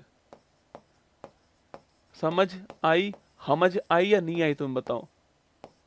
जितने भी सवाल मैंने कराए, समझ आए नहीं आए आपको? चलो तो कल हम पढ़ेंगे क्या? कल तो छुट्टी है आपकी, कल का आपका ऑफ है, कल का ऑफ है। शाम को 3 बजे वाला ऑफ है, ठीक है। मॉर्निंग वाली क्लास होने वाली है ना। और परसों जो है हम लोग पढ़ेंगे बल के बारे में। बल के कितने प्रकार होते हैं, क्या आपके क्वेश्चन एग्जाम में बन सकते हैं, वो पढ़ाऊंगा आपको। और एनसीईआरटी में कौन कौन से प्रश्न लिखे हुए हैं वो भी पढ़ाऊंगा, ठीक है। जो एनसीईआरटी उसमें सवाल कौन कौन से लिखे हुए हैं वो भी आपको मैं पढ़ाऊंगा, ठीक है। चलो चलो, ध्यान रखना आप लोग, आप खुश रहो मस्त रहो। मेरा फास्ट है ना, कल भी फास्ट था, आज भी फास्ट है, पर मैंने पूरी एनर्जी से पढ़ाया आपको, ठीक है। चलो ध्यान रखिए, खुश रहिए। फिर मिलते हैं कल सुबह, तो 6 बजे मिलेंगे।